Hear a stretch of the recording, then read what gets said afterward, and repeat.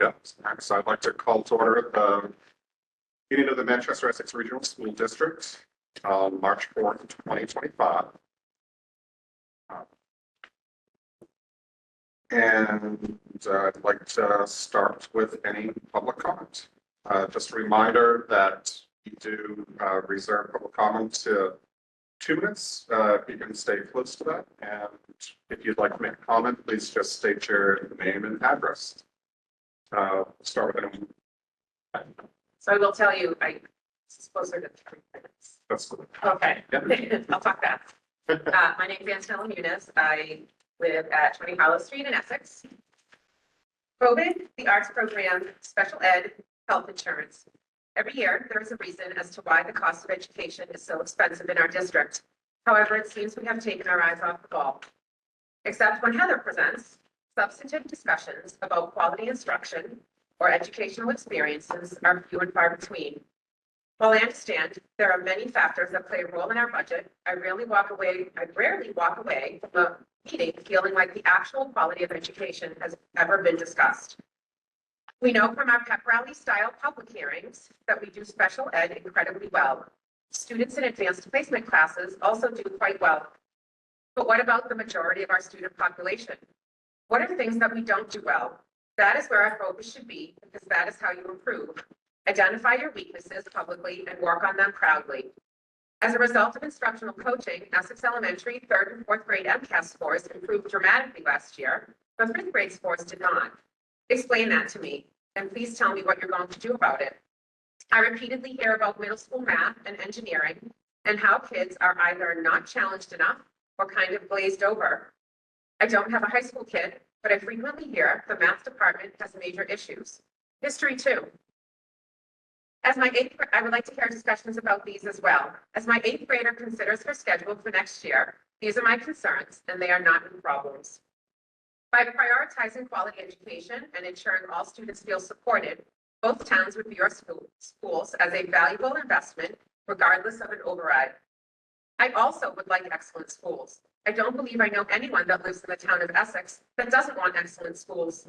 But the fact of the matter is, Essex families, and sometimes even the kids, feel like the tag along, the lesser than, the plus one. And our kids' achievements seem to echo that sentiment. With Manchester being bigger and richer, catering to the bigger, richer town may work for a while. But make no mistake, Manchester needs Essex as much as Essex needs Manchester.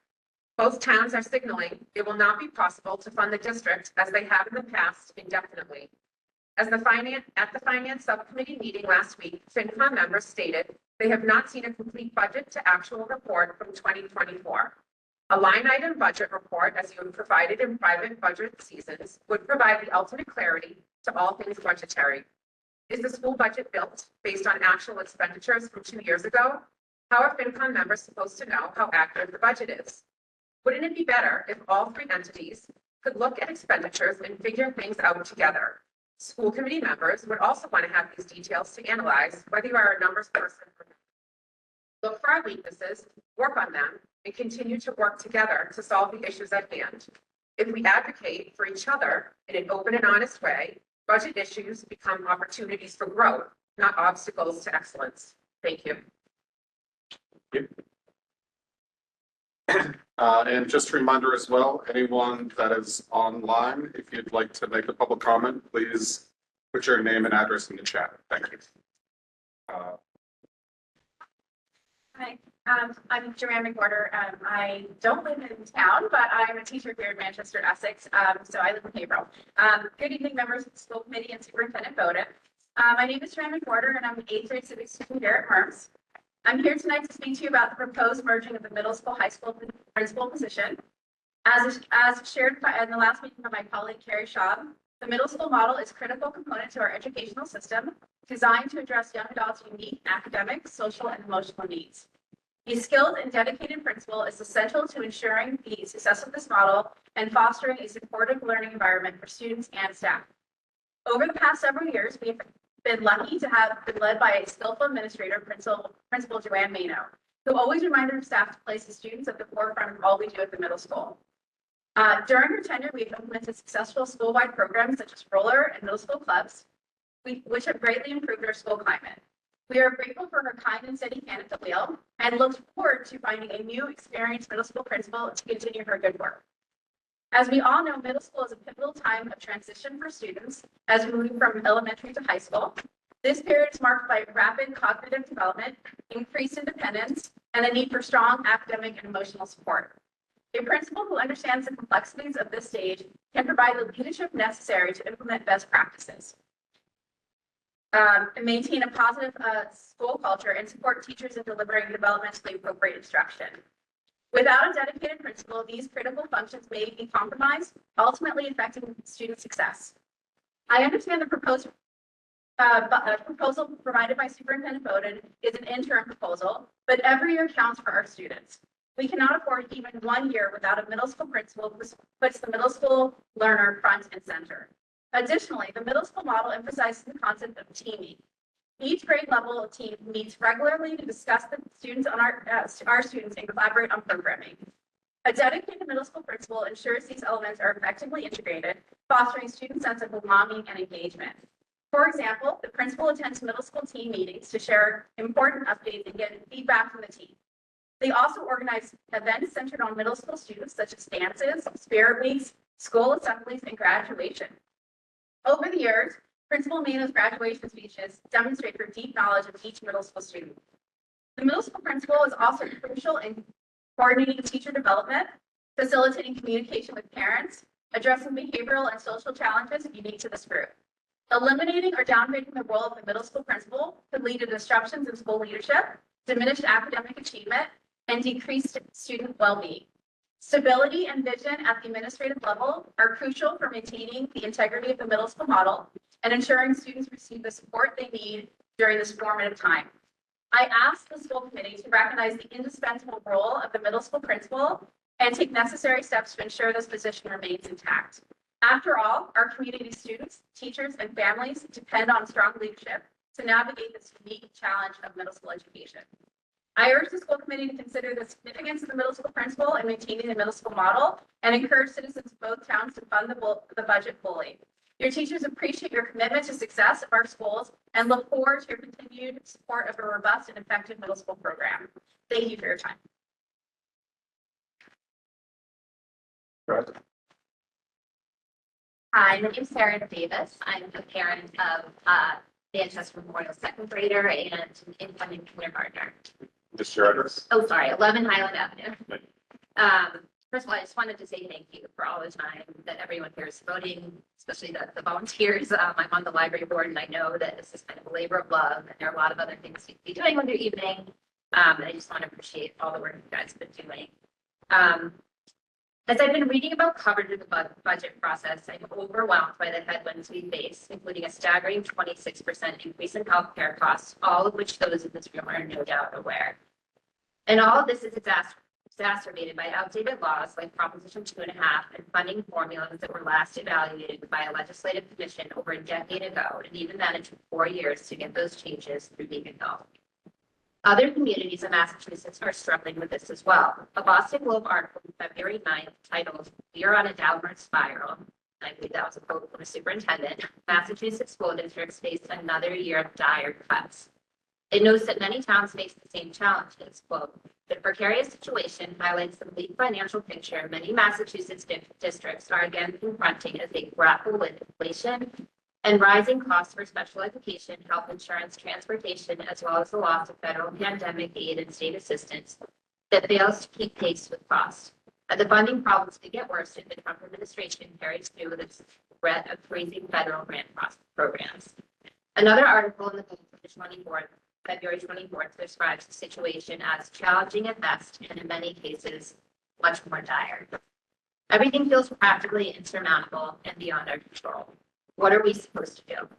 As painful as it is, we are to step up. Education as a public servant has been a primary beneficiary. The students are unable to advocate for themselves. I guess it's unless you can vote. Let us be their advocates. Let's encourage residents to rise to the occasion and support a 9% budget increase.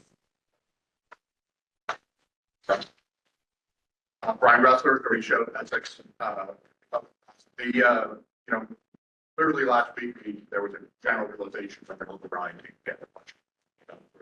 is required. And I wanted to talk about what the impact on that is as we discuss that budget versus the level services budget we talked about at the public hearing before that.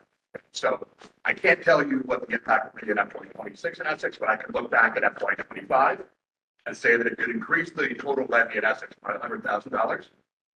The property tax for every $100,000 of property tax, the overall tax per year would have gone up $7.48. So at a $800,000 median home value, that's $65 a year. And I'm not saying $65 a year and that money a month isn't important to somebody, but I'm just saying that when we think about these things, and they often get couched in this idea that they are hundreds, if not thousands of dollars of impact on the taxpayer. And the median taxpayer for $100,000 of levy of the total levy increase, $65. Thank you. Do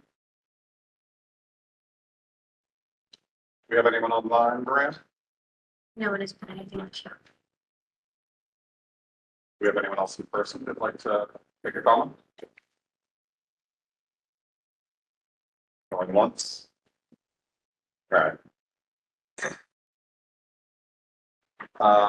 Thank you, everyone, for your comments. I do appreciate it. Moving on, I don't have a specific chairperson's report tonight, in the interest of time. So we'll move on to the student report. And just a point real quick. Do we have anything else to vote on to start the meeting? Or are we? You have a consent agenda. Sorry, am I looking? That's okay. We can do the report and then go back. Okay. Yeah, So we'll go on to our student report. Okay, so, hello, everyone. I guess, pretty much like everybody else here tonight, I think, one of the things that's been on my mind and a lot of the minds of students when it's also been the budget. And I think, as a senior, I definitely think a lot about kind of what the school looks like after I graduate, what happens after you graduate. I think along with that, I was kind of thinking about how much the school has given me and how much the school has provided me with. And then I kind of got to thinking, I sit in all these meetings and I think if people watch these meetings, it's really, really easy to see how much the school takes and requires. And obviously that's true. The millions of dollars going to school, so much time, so much effort, every week, energy. But I think if you're not really in the school, as a student or a teacher, it's really hard to see all that this school gives and all that this school provides. And I think if you're not in the school, it's hard to see it's easy to see kind of deficiencies or where we're falling short, and it's hard to see really just the amazing work that goes on here every single day. I don't know, I mean, I'm graduating next year, but this school has given me the absolute greatest gift a person can ever receive, right? My education. How can you ever kind of sum that up or repay something like that? And I think along with that, that obviously students benefit from the school and everyone's time and energy with money, but then there's kind of this sense of responsibility that's built after you graduate to kind of give back to the people who provided you with so much when you were providing them anything as a student. So I guess kind of, I mean, that's why people don't give back to their colleges. That's why people give back to their hometowns and raise their kids in communities where they were raised. So I guess I sort of worried about that relationship eroding and that sort of symbiotic relationship between school and community eroding if we kind of go down the line and start making cuts and start and continue not providing a level of services budget. That's kind of what I worry about is the really long-term impact of that. I mean, that's why I'm here. That's why my family is here, is for the schools. We would not be here. So that's I guess something that I've been thinking about. I just worry about that relationship eroding a bit. So yeah. And then yeah, just that I hope I feel I've been following the school committee for a couple of years, and so I feel there's kind of the same issue every year, but it gets bigger every year and kind of comes to a crossroads every year. So I just hope that I hope that in terms of looking at finances, we can look at long term and what happens not just this year, but in years to come. Because I know it's easy to deal with the problems that are most pressing right now, but I feel it's not a super sustainable approach for the future. So that's all. And then also that obviously as I am a senior, someone else is going to be talked about this yesterday in our student advisory board, but somebody else aren't sure yet is going to be doing this next year. So hopefully that person will be here soon doing the student report with you, but just heads up about that. Yeah. Thank you. So next we'll move on to the consent agenda. So for tonight, we doing all these together? Can we do this together? Yeah. So I'll take a motion for the acceptance of vouchers 1054, 1055, the payroll voucher for February 28th, and the minutes from February 4th. So Thank you. Any questions? I'll second. Any questions? No questions, but I'm going to abstain. I did not have time to go through them. Right. All right. Now, take a vote. All those in favor? And any abstentions? All right, thank you. we get a quick point of clarification. John is attending remotely. Are you considering him a present and voting member or an observer? No, I'm sorry. An observer. Yeah. Okay.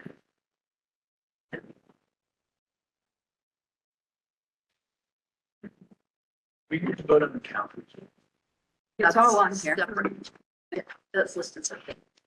So it's covered. Is it, You're right. it's not? It's not listed, but you supplied it. We'll have to do it on the 18th. Right. Okay. Save us some time. So, Poor Heather. Can we take a straw? Yeah, can we do that? Yes. Yeah. sure. We'll do a quick straw poll on, It was CPAC. intended to be after the student presentation of the EV chargers. Oh, yep, no, I see that on here, but it's still, one that I was looking at was kind of still, so. So for subcommittee reports, I think that, we'll hold off on the finance subcommittee report until we discuss, the budget, if that makes sense. Yep. So, real quick, let's, discuss. Well, we'll start with the negotiation team. There's no ongoing negotiations, so we're good there. The elementary facilities, Teresa and John, if Teresa, you want to lead that? Yep, we have a report. So the Essex Elementary School Building Committee met last Wednesday night for a nice long meeting to see presentations by the three finalists for the owner project manager position. We had three very qualified firms present to us, Doran Whittier, Turner and Townsend Heary, and Left Field. It was a really interesting evening, certainly, a very long evening, but we were able to ask a standardized set of questions of each firm so that it was fair all around. Each firm had about an hour. And then afterward, we used a standardized rubric that we were given in order to score each of the firms. Michelle did the tallies, weighted it out with the results of the referrals, references, reference checks. And Doran Whittier came out ahead. We had discussion about that. There was a motion to move them forward as the owner project, or to approve them as the owner project manager. There was discussion primarily around the fact that another one of the firms really did present very well. And a couple of the board members were wondering if perhaps the prior relationship that we have in place with Doran Whittier was heavily influencing some members' opinion on that. And so there was considerable discussion about it. We took a vote, and in the end, I think it was 15-1. It depends on how many people were there. It was almost unanimous with one person vote against, but very strong support for Doran Whittier, who will be the owner project manager for the Essex Elementary School Building Project, which is very exciting. All of the finalists have been notified. Pam took care of that, and we're grateful for, I'm sorry, Michelle took care of that. Pam notified us to Don, Pam and John. And we're very excited because that means they now take over the reins. Yep. So there's a lot less for us to all do. And the next step in the process, to my understanding, will be that we will be on the board, the agenda for the state board for April. Yep. For approval. April 7th. We are planning our first meeting with the OPM, however, on March 25th. Oh, that's news. Just so we could do some onboarding and set the table for the next phase. Yep. And we're beginning the preparation to issue the designer RFS. So there's some work that we can be doing in the interim so that when we get formally approved on the 7th, we are ready to roll. Great. So So we're very grateful, and I just want to publicly say thank you to Pam and Michelle for everything that went into this, but especially also to the subgroup of our school building committee who really weeded through an enormous amount of submissions to our request for proposals or request for services. They did a lot of work to bring it to that, and as someone put it in the meeting, by the time we get to the last three, we're talking, nitpicking between them. And so we're really excited to move forward, and that's where we are. exciting. Thanks. As we're proceeding, we should hopefully have a designer identified before we leave for summer. If everything goes to plan, which means they can start going through all of the must-dos of these. So we would be looking for potentially some initial public engagement opportunity in June, and then follow up in the fall. So it's going to start its process. It's very exciting. It is exciting. And one final thing I'd just like to say out there on the record too, because I know there's been some conversation happening in person, in meetings and in social media and that sort of thing about what this means again. And just as a reminder, we have to explore all possibilities. So we're going to be looking at new build, renovation with addition, or just straight renovation, but also different locations, right? But now it's 3D because we're all looking at three different configurations. The K through 5, the K through 3 with bumping fifth, fourth, and fifth, and then the merging over at MMES. So that's a lot of different options that we're going to need to narrow down and work through. But everything's on the table right now. So who ultimately decides that? It's going to be similar to the process that we used to identify the OPM, and then we'll use to identify the designer. There'll be a rubric, and you'll be looking at the cost benefit analysis of all of the different potential sites. And the recipe for making a decision is a balance of cost effectiveness and meeting the program need. Does the MSBA have a say in the decision? We have to vote locally on the decision. But the goal is to try to let the data drive us in the right direction. The community doesn't always see the decision, it's just the building committee. The committee with the guidelines and guidance provided by MSBA, so it's not a subjective decision making. So if you go back and look at some of the old materials for the memorial school, we had when we did site comparisons, there was a rubric and the sites were graded, and the site with the best score came up on top. So I think it'll be a combination of public inputs, committee decision making, MSB guidelines. And for people who are saying, how do I know more? How do I express my opinion? It's the answer to simply our website or the school. Yeah, maybe a little bit further outreach or. Yeah, there'll be community, we'll be doing promotion of community gatherings. We're targeting June and fall, but then we have our monthly school building committee meeting, which has a public comment section at the top. So people are invited to tune into that, voice their concerns or suggestions along the way. Yep. Any questions?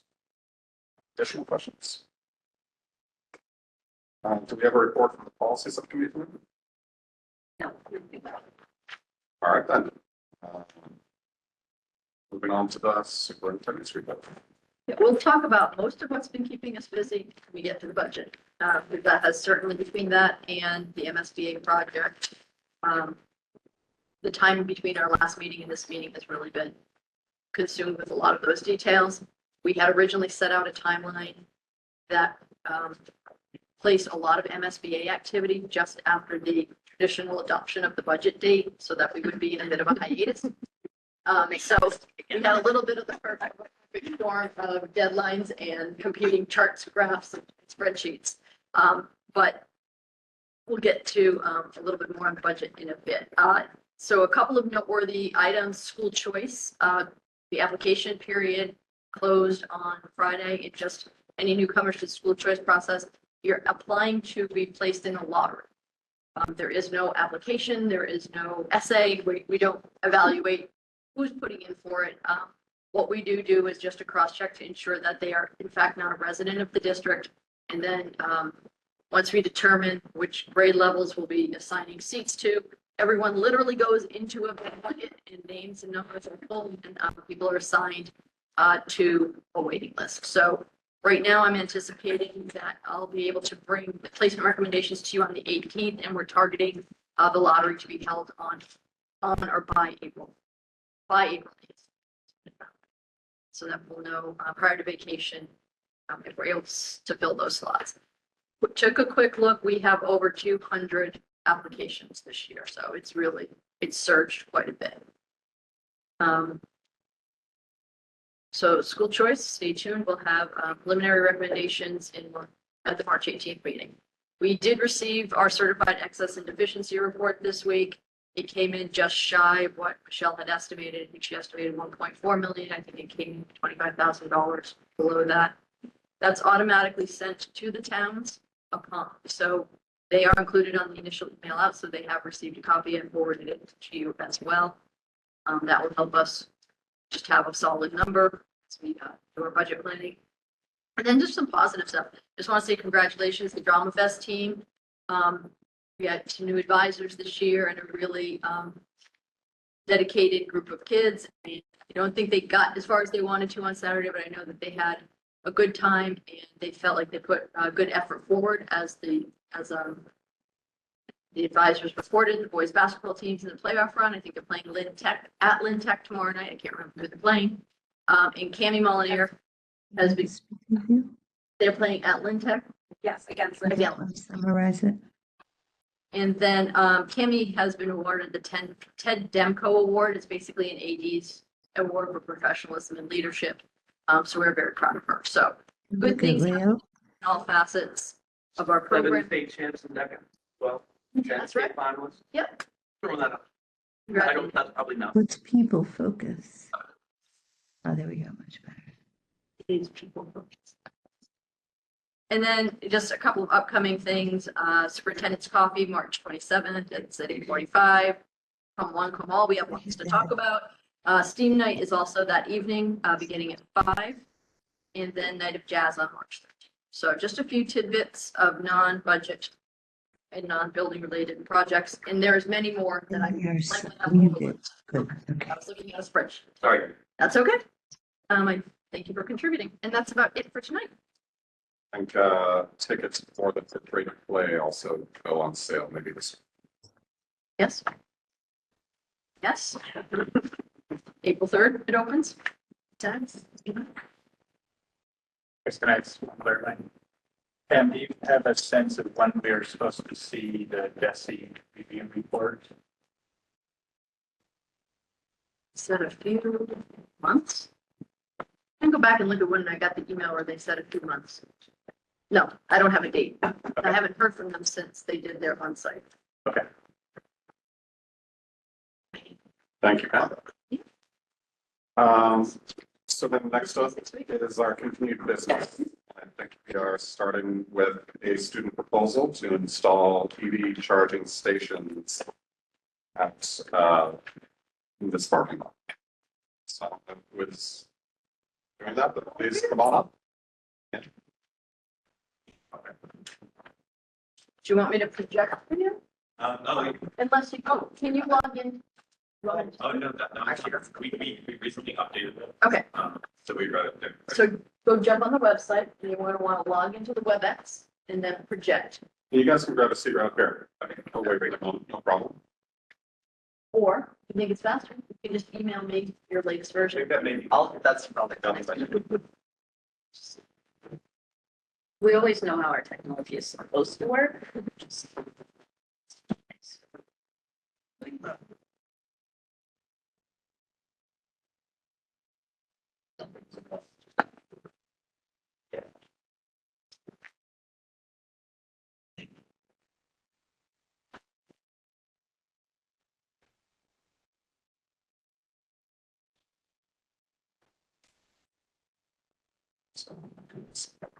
Hopefully this works.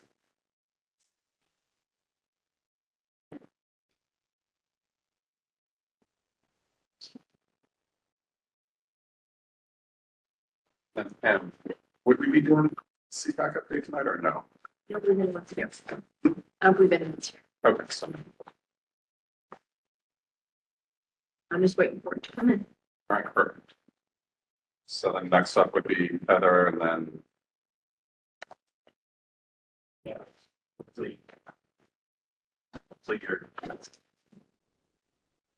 Refreshing, frantic. and we're looking to take a vote and approve this tonight. In our discussions, if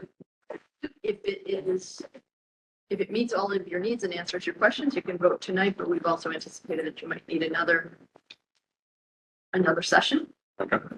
So Are you we talking are about this? we're prepared to come back. Are you talking about this proposal? This week, Yes. yeah.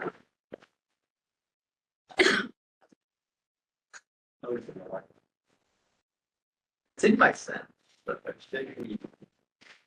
You know, the district email.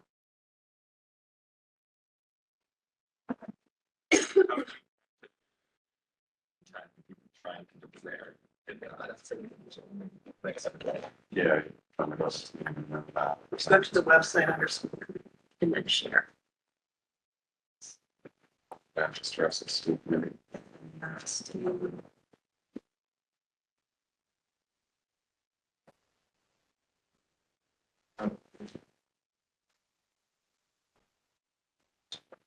Perfect.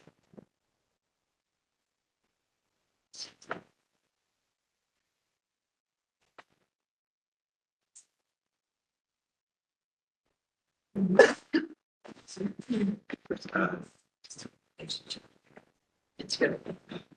Hey, Chris, Erica had a great idea. If we have Heather go. Yeah. And then I'll go off offline and we can get them coordinated. I didn't realize they had an updated. I should have. Yeah, no. Heather, do you want to? Well, Jump in. we don't have to sit here and watch. Yeah, Heather, do you want to jump in? Absolutely. All right. Now that I'm completely in mind. We're not. Yeah. Right. If you want to swap out, you and I, the three of us can go over there and figure it out.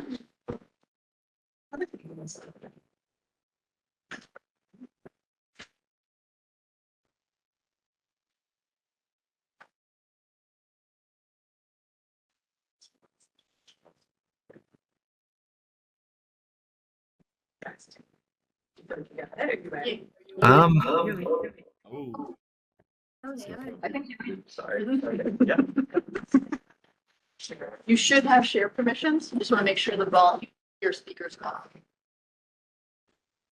think you have it open. I don't know.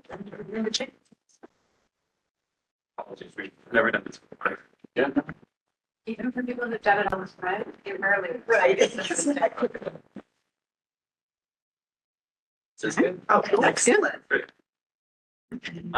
Yeah, so we are, this is IE Campbell.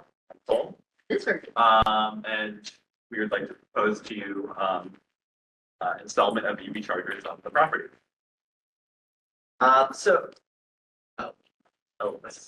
That's fair. So our proposal would entail specifically 3 CP6000 chargers, which CP6000 chargers are from yes, it's that model, and they're from the company ChargePoint. And they are the same model that the elementary school currently uses. And so that would be 6 spots because each one has 2 ports. But one of the spots would be handicap parking space for compliance with the ADA. And so ideally, we'd like to start in summer 2025 in order to not disrupt any learning. And also So from 7 a.m. to 3 p.m., the charges would only be available to faculty, staff, etc., and then possibly students with administrative permission. And then the remaining hours would be open to the wider community. And so the public would pay 40 cents per kilowatt hour, and then teachers and faculty pay half of that, which is 20 cents, which we believe to be a fair price.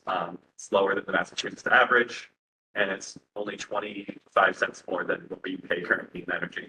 Yeah, the average rates are typically ranging from 40 to like 50 cents per kilowatt hour.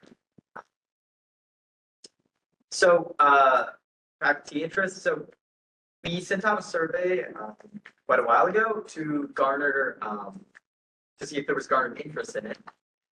In particular, we were checking to see how many people owned or, in this case, drove an electric or hybrid vehicle to school. Because in the case where that isn't applicable, then obviously it wouldn't be used. But from our results, we got 12 people who drive an electric or hybrid vehicle to school, and 9 people who plan to in the next 3 years. Yeah, and also 80% of those people plan to drive an EV. That plan to or do drive are interested in a high school charger, in which they say would use it. So these would hopefully be well-used chargers. Yeah, the remaining 20% is typically it was people who didn't have, they were hybrids but not plug-in types, so then they wouldn't be able to utilize them. But in general, there seems to be quite a few people who would be interested in using them. Additionally, one important aspect of this is competitiveness. For the history of this school, we've been fairly predominant in our sustainable efforts. For the building of this school, for example, there have been many, as you can see, a lot of them are posted around, but there are many aspects that have been emphasized to be green or sustainable, such as conserving energy with lighting or various other methods. And those are great efforts, but typically those were a lot older. Downstairs in the front, in the hallway, we actually have a window dedicated to Green Team awards and plaques, but typically those seem to range from around like 2012 to 2018. In which case we were obtaining a lot of awards. For example, in 2013, we were awarded the as a Green Ribbon School. But since then, there haven't been many sustainable efforts made by the school compared to other schools which have already installed EV charging stations, such as we have Wellesley, Beverly, Danvers, and quite a few others. This isn't the full list. But it just goes to show that it would definitely be a great effort both for our outward appearance to install chargers. And of course, it keeps us as a school, like in general, it's benefiting the environment. And also it serves as a good teacher benefit, especially for those that drive EVs. Yeah. So one of the biggest issues or questions is about cost. That's obviously the one that I would assume most of you here care about the environment. Maybe not, I don't know. But cost, that's the biggest roadblock in most cases. But the Mass EVIP program, specifically the public access charging one, which is ran by the Massachusetts Department of Environmental Protection, subsidizes up to 100% upfront costs, up to $50,000. And this falls under certain criteria, like the public access charging.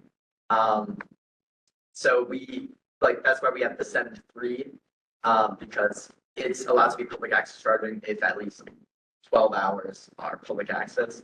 So it would fall underneath that. But in addition, if the costs do exceed $50,000 or we're not given as much as we want, there's a possibility, and I've spoken to officials who work with Mass EVIP but you can work with other companies such as the National Grid's public program to also subsidize costs.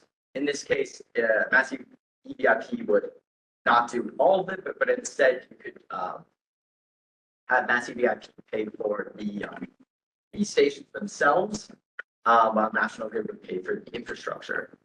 So you could split up the cost. Yeah, just a note, all these subsidies only apply for upfront costs, such as construction, the purchasing of like the units, does not pay for our energy long-term, nor does it pay for any maintenance costs. Yeah. But yeah, so this is, we have projected revenue, of course, since these will be paid stations. And so while there is significant upfront cost, we have calculated there to be revenue and the reinvestable revenue to the school after 5 years, 7,000 could be reinvested. And this is assuming a conservative estimate of 15% usage of the stations every day, like per station. And assuming that one of the stations is never used, which is the handicap spot, because we do not have any data for that. Yeah, the 15% utilization rate we obtained from there's a company that does data analysis for electric vehicle charging stations, which is pretty convenient. And that's the Massachusetts average, but it also would typically fall in line with us because especially in a more affluent town, you would typically see more electric vehicles. Yeah, and also there's a growing interest for electric vehicles across Massachusetts. Yes. And across the country. Yeah, a big part of this is future proofing, just because currently there's interest, but in the future there's even more projected interest. So why not start now? Yeah, again, trying to keep competitive with other schools and the wider community. And so using our figures, there is a projected revenue that would be gained that would succeed the costs over some time, about somewhere from 5 to 10 years. And with that external money, we believe that the money should be reinvested back into sustainable efforts and obviously the costs themselves. As Cole said, they're recurring costs for maintenance, but also for the electricity costs themselves. Yeah. And so what we really seek to do is just benefit a lot of the sustainable efforts of the school through these chargers. These are not like set in stone numbers, but this is at least how we would like it to be portioned. With some of the money going as emergency fund if someone crashes into the charging stations, of course, because Massachusetts drivers. But we would also like a portion, possibly 40%, to be invested into the green team class, which we are doing this out of, so they can keep up with. We talked about before how recent years there hasn't been as ambitious projects. Possibly greater funding would help this, and then we could give possibly 40% to the facilities for any improvements that improve sustainability, such as we recently installed the greenhouses that are fine, but they could do some reworking. There is rotting wood. Yeah, there are some issues. We've seen it. And then we could also reinvest some of this money to the Essex Elementary School for charging stations there too, in order to chip away possibly at the cost that would incur. Yeah. And so for a rough timeline, after applying for the subsidies, due to Mass EVIP policy, the project must be completed within 24 months. So if not completed over this summer, it would most likely need to be completed by during the next summer. Yeah. But receiving this, obviously a formal plan would need to be made. but there aren't too many restrictions with processing of it. So potentially the construction could be started at the end of this current school year or the summer of 2025. And yeah, Yeah, the more details, for the packet. Yes. And I assume you all have questions. All right, thank you. So we have some questions. All right, Teresa. I have a question. Sure. First of all, I love when an idea gets brought to school committee that's student driven. So thank you for doing this. It's one of the highlights of my service, and there aren't many these days, so it's nice. Thank you. Couple questions for you. At the school committee level, we have to consider the budget impact of this, of course, but also there's a process impact here too. So this would fall in Michelle's category, I'm guessing, as far as operations and procurement and all that sort of thing. So I guess the question is, I want to keep my question sort of to what's in your lane in terms of your presentation.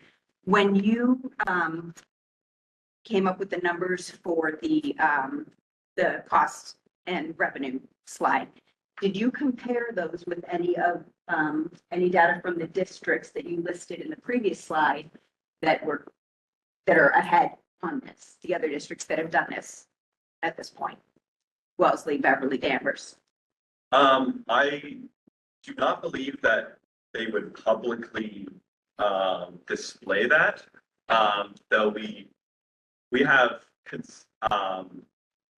looked and consulted with the cost of like construction, like tearing up the road. Yeah. We have done some research from that. So these are not numbers that we have just created. Yeah. The costs of the units and yearly operating costs have been, we were in contact with ChargePoint to get that. I personally at least know that since we're a bit of a smaller school, the other projects were a bit more ambitious as they have larger student body, faculty body. But comparison, I'm not 100% sure. one thing we did do, however, is some figures like Nicole was talking about with the construction. We were conferring with Mr. Waldron. It was about the construction of the elementary school. Obviously, that was one major job, so it's hard to split up individually, but we were able to get some rough figures from him. But we did not compare these estimates to the other schools mentioned. Okay. Yeah, the question that I'm trying to answer through that question is whether the numbers that are on here for revenue, whether they bear out. That's what I'm trying to look at. And we have some data that can come in from Memorial, like you talked to Mr. Waldron. But like if it comes to a point where we're voting on something, that's something I want to know, like how secure are we in this data that it's going to bear out? What's the likelihood that we're going to get any of these subsidies that make a big difference in this? Yeah, since we are a nonprofit and a government-owned, well, state-owned building, we are looked more favorably upon. And if we weren't, we would get possibly 60% or 80% of subsidies. But since we are in the bracket of nonprofit government, we are eligible for 100%. Although for the calculating with the subsidies for the figures, we actually took an estimate of 80% because it's just the one thing I do know of. I was just randomly looking it up at some point, but it's hard to get figures for most things. But I believe there was town hall in a nearby town. I don't remember which, but they got 93% subsidies. And that would be a similar situation because it's also like public access and it's also like in the same criteria. So we won't necessarily get 100%. It also depends on, there's certain funds that are distributed statewide to the different districts. And so there's like a pool of money and it varies based off of how many people live there, for example. So the percent subsidies they give would also be dependent on how much money is remaining in the allotted amount for distributing. Yeah, and I would like to emphasize that Ian said we picked 80% with our subsidy amount. We also, I previously said we assumed 15% utilization rate, but other statistics online, of course, they vary, said it was more around 19, 21%. But we wanted to assume not exactly the worst, but lower. A more reasonable. Yeah. Conservative estimate. Yeah. Okay, great. Then my only other question is actually for Pam and Michelle, and just remind me, because we have chargers at Memorial. This is probably going to come up in conversation through the EES process anyway. Do we have anything in our capital plan for EV chargers here? Is that something that's been on our horizon? It's not. So this is something that's new to our horizon. And our assumption is they would be part of the Essex Elementary project. Right, Which is. that's what I'm seeing as well. Yeah. Okay. Yeah, we did say before that Yeah. we could definitely use some of the money gained from these chargers to invest back into the elementary school for some chargers. And you may not need to, because that is probably going to be part of the bigger picture. It's already covered. It's all right. Then all the better. Well, thank you. Those are my questions for you. Thank you. I have a quick question. It's actually for, are the chargers over Memorial set the same way where they're public use after 3 p.m.? Or We've been growing into EV chargers. I would say we've been growing into them at Memorial. I know Michelle has been doing some research just about, from what we understand now, correct me if I misunderstood, any profit that they're generating is going directly to the town. Yes, we're correcting that. So we're working on correcting that. I think we've had some reports about off-hour neighbor usage of the EV charger, but I don't think we ever set a policy about what after-school use would look like. So I think we're catching up with that. Are our parking lots open overnight? Well, they're not locked in. Right. I mean, I know, but there's, And both of our schools, the middle high school and the Memorial School, literally abut people's properties. So we are in part their driveway in some circumstances. So we do have neighbors in such that will park in these lots. So. I believe we would like to standardize across both here and Memorial the process of payment, because I believe over there it was the same as the town hall, which is 2 hours free and then you pay $1 an hour, which is Most people aren't going to be there longer It's than a or pretty even 2 hours to begin with. yeah, it's not a great program. But So I don't have an electric vehicle. Yep. How does this work? Is this like a parking meter? Do you pull in, you park, and you swipe your card? It's kind of like those, like just a gas station, but like just a gas, I don't know what they're called. I know how to do that. Yeah, it's it's a credit card. you plug in, you swipe your credit card, and there's a big display that tells you. I believe for faculty and staff, you can get an app so you can coordinate like. yeah, so with these models, there's a lot of control. They are geared towards public access, but they within the infrastructure, like within the administrative side, certain aspects can be controlled, such as the price can be controlled based off of the hours. So that's one good aspect. So it could be just automatically banned. So essentially the answer is yes, right? If you're not charging to park there, there's a fee, right? And then if you're charging, there's an additional fee for the electricity. Well, I mean, I don't know if there would, I don't know if there would be a fee if you park there and don't charge there. We're probably one of those stuff. Yeah, Yeah, because then that's just like parking in gas spot, Like like. if you like plug in, charge for 10 minutes, but you're at a basketball game, you know, you would get charged the extra $1, the extra hour that you're not charging there. It's like parking garages. Yeah. There we go. First of all, I'm echoing Chris's comments. Great job taking the initiative and pursuing this. It looks like it was a lot of work. My question for you, again, on the point of the budget and what we're facing later on tonight, is there's an upfront cost here, and you've already mentioned the possibility of getting a subsidy. Is it process-wise possible for you to apply for the subsidy so you have some hard numbers to look at to understand this is what we're able to offset the expense with, and therefore, when we look at your proposal, we know exactly what we would be considering? Yeah, so actually with the subsidies, for the process, you actually can't, well, this is like, but it's like towards your point. You can't start construction before, like you can't start any part of the construction before applying for subsidies and they get back to you where they'll give the figure.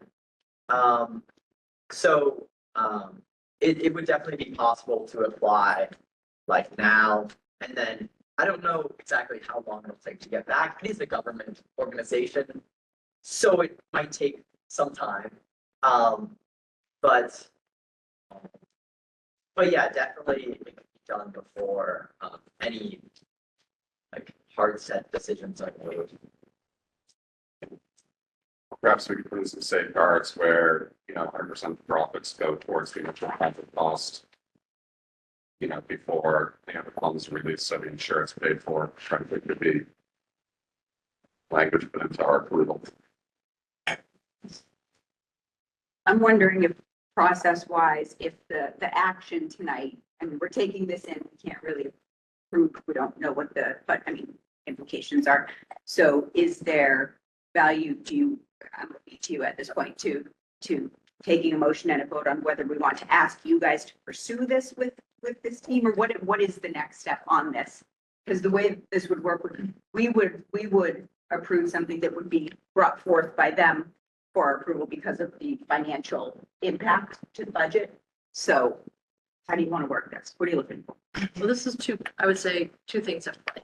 One, helping the Nicole learn the process to go through to get approval. Yeah. So I think what we're seeking is, because they've been meeting with us pretty regularly. Yeah. We're fairly comfortable. I think my understanding is that our financial responsibility would be more potentially on the construction side. Okay. So they need approval to pursue the grant, because until we know the outcome of the grant, we really don't know what our next steps are. And is that something that, as our professionals, you would support or advocate or recommend? What is your recommendation? We've asked them here because we're in support of their project. Okay. I think it's great. I don't think that there's any harm in it. Yeah. This kind of seems like a no-brainer. The only thing we're voting on right now is to allow these guys to pursue the grant to support the project. Again, I think part of it is the exercise of, they want to make part of this comes under the banner of we're making changes to the facility, right? So if we're successful with the grant, we're going to go through, we're going to alter the state of the park. So there's some language in one of the policies about altering the state of the facility. We do these small projects all the time. So the actual cost that may come to us for digging up the parking spots is likely something that would fit into our day-to-day maintenance in a typical year, our day-to-day maintenance. So we wouldn't be seeking special permission to appropriate for that. It would be something that we would tuck under the maintenance budget. So, really quick, I know there's people waiting to get to big issues. So just quickly, is there any issue with space constraints in faculty law right now? That's why that's here. So, yeah. By space constraints, do you mind? Yes. Is there any issue for faculty finding parking spaces for them? So we're taking away 3 spots and the majority of faculty don't have parking slots. Is there a potential where they're going to? Well, logistically, though, like anyone that is going to be like charging their car is probably going to be like, instead of parking in one spot, they're going to be parking in the charging spot instead. So it's more of a shift. We would assume that at least one would be removed as we need a handicap spot in order to apply for some of the subsidies. But we assume that no one will use that because it's very small. Hypothetically, because we have seen that there are faculty members who do drive electric or hybrid vehicles, that wherever they park, they presumably instead park in the designated spots. Even if they aren't going to charge, they could at least, so it's not necessarily taking away spots. It's, as Paul said, more of a shifting location. But yeah, I think the answer is yes, it'll impact the number of free spots, right? Because you have to have a special plate to park in those spots. So that will be an answer. And the other piece that it's here for you to consider is we're now looking at policies around charging fees to people and using our lot potentially to raise revenue in the off hours by charging the community. So the policy side of it is more the concern and the awareness than so much the installation. All the revenue, let's put it in meters and stuff, right? Do you have a quick question, Jake? No, they can wait. One other question, Teresa? No, but I'm ready to make a motion if we want to. Lisa? So if what I'm hearing you say is, I would make I make a motion that we permit these students to pursue grant funding, or subsidy funding for this project as presented. Is that right? Second. All those in favor? That's Yes. unanimous. Thank you very much, guys. Thank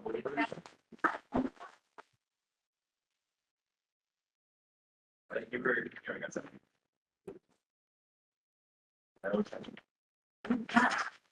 We'll keep adjourned.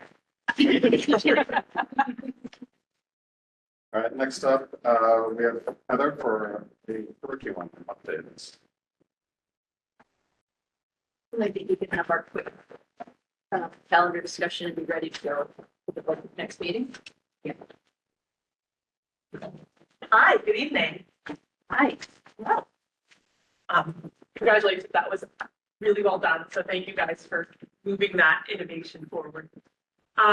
Excited, I just want to share a few things. These are really just more informational, so you know, a lot of good stuff going on, and part of it is to inform you in the community, and part of it is also celebrate the great work that our educators and students are up to.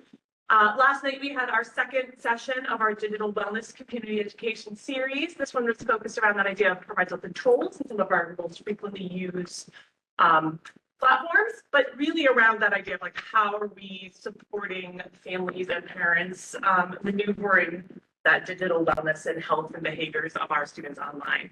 That information that was presented, we will be sharing in the district newsletter when it comes out, so you'll get a chance to see the slides and some of the links and resources that were provided. So if you were not able to attend with us, definitely check out the newsletter. And a quick preview coming up.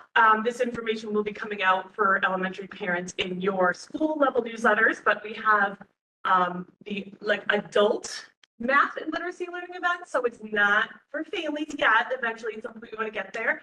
But this is really for our grown-ups who are supporting students in math and literacy, and what can we do at home to support our students and our learners. So there will be an evening at Memorial on Wednesday, March 19th, and an evening at Essex on Monday, March 24th. And this is facilitated by our literacy instructional coach and our mathematics instructional coach to help families help their children at home and continue to support their learning. So this is just some quick updates there. Got a lot of great stuff going on. Definitely missed stuff. So, I need Robbie to be my memory aid.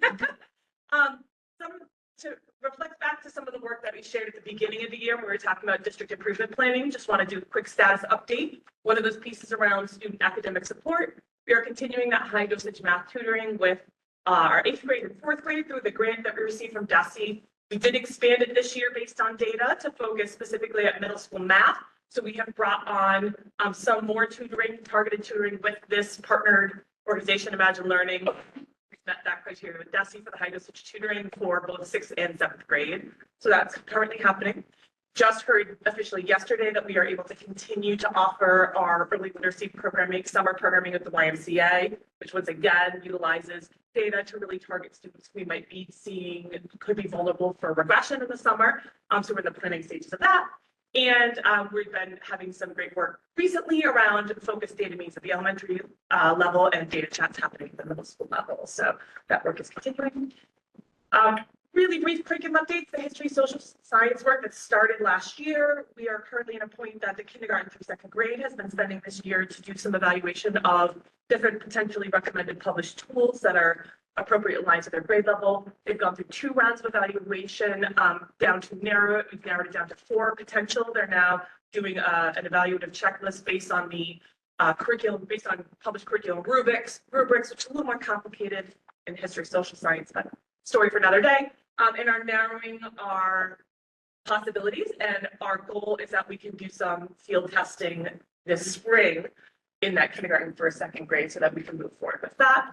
Our grade 5, 6, and 7 are continuing the investigative history adoption. We've unfortunately heard from DESE that they delayed. They were originally going to release the 3rd and 4th grade for districts to use this coming year. They bumped that back a little. It will be released, but they're recommending that you hold off until they're going through multiple iterations. So we're in a little bit of a holding pattern, but chomping at the bit to get our hands on it. So our teachers are doing some of that cross collaboration, and we're making plans with external organizations to support that.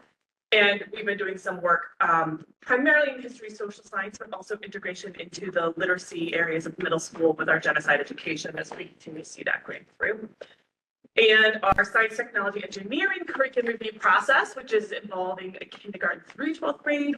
We are at a point that we have started to refine that instructional vision. That's going to then be gathering some feedback from peers and colleagues. They've built their equity lens and talk about what does that look like in an actionable way.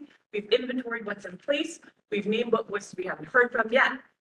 So please know that we'll be reaching out to you to hear from your perspective as community members. What has your experience been in the areas of science, technology, engineering? What are the strengths that we want to preserve? Where is there possibility for us to make some strategic improvements? All that rich data will go into us deciding what is that path forward next at our different levels moving forward. I'm going quick. I know you guys have a lot.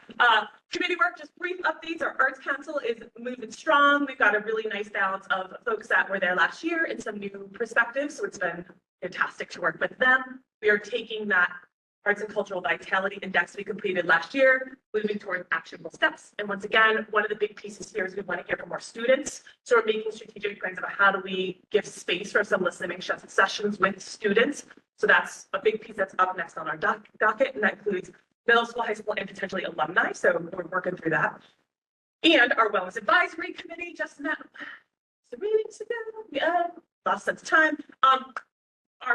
One of our primary goals was to be making recommendations for an updated health and wellness policy for you. So policy subcommittee, just to prime your pumps, that draft is coming, and following our next meeting, which is in May, we're hoping that we can make those final recommendations, send it to you. So it's kind of a little preview there. I'm just going to keep cranking. I'm almost done. And PD, there's all sorts of good stuff going on. We just wrapped, last month, we wrapped the PD Pathways, which was an opportunity for teachers to pick an area based on their school improvement plan goal, their personal, not the personal goal, but their professional practice goals. And we had to really think about an area of their own practice they wanted to lean into. And they spent that time over the course of this year working in those vertical groups around these primary areas of focus. Coming up, we have some of our technology staff attending an AI conference and really around the AI for education. So they're really been doing a lot of bringing that work in. So continuing to stay current and connected with peers and colleagues. We have coming up tomorrow, it is Wednesday. What's happening tomorrow when your kids are with you? Our elementary folks are doing content-focused professional development led by instructional coaches with literacy math, executive functioning happening with Sarah Ward at the middle school. If you don't know Sarah, she's like expert in the field, and interdisciplinary collaboration work that's been happening at the high school. And they're really moving that forward to the end. And then I'm so excited. It's like a big PD party coming up for our teachers on March 17th. So wear green. And the theme for the day is taking theory to practice, using what you've learned, thinking about practical ways to implement authentic learning. So taking that theoretical learning and how do we do it? And special just for our school committee members, we would love if you're able to join us. You're warmly welcome. There's a lot of really cool opportunities that will be taking place in that first stretch of the day. So you're warmly invited if you're available to come and join us. And we will be kicking it off with hearing from our students. So we're going to launch the day with student voices and then move into some really good learning experiences. So that's coming up. And just a double shout out for our upcoming STEAM Showcase, which is an awesome K/pre-K through 12 experience coming up on March 27th.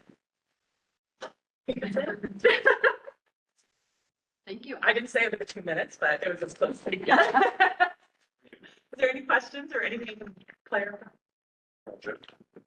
Heather, would you be willing to speak briefly about the data that you helped Fernella look at in terms of middle school math?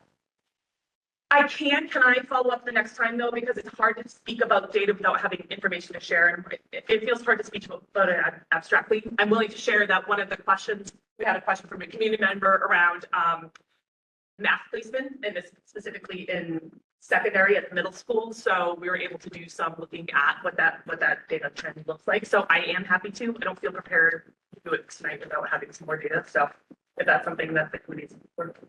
That'd be great. Thank you. What other questions do you have? All right, and calendar's going to be on the top of the agenda next time. Come on. I think we're going to talk, but If there are questions, can we drop them down? we're going to get the work done. Right on. We're ready to roll. No. Notes are on the back.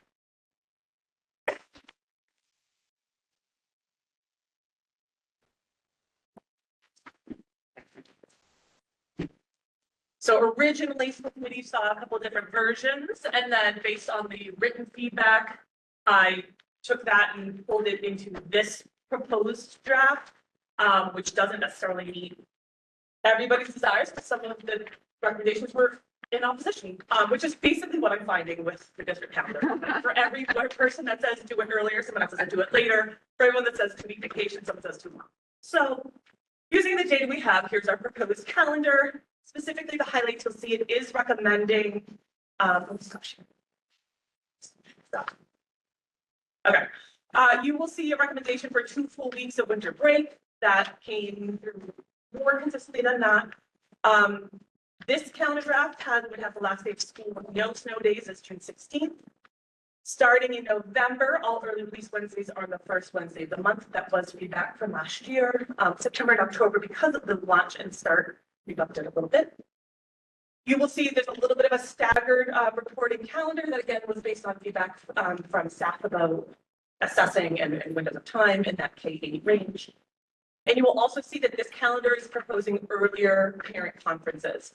Last year, the draft calendar that was proposed to you from the Professional Development Committee included aligning the conferences with report cards. The Professional Development Committee had shared that idea of having like a data-based conversation would be helpful. Following the conferences, the feedback that came back, shocking, was varied. There were some folks that said it was really helpful to have the conferences around report cards, and there were other folks that were saying it felt really late.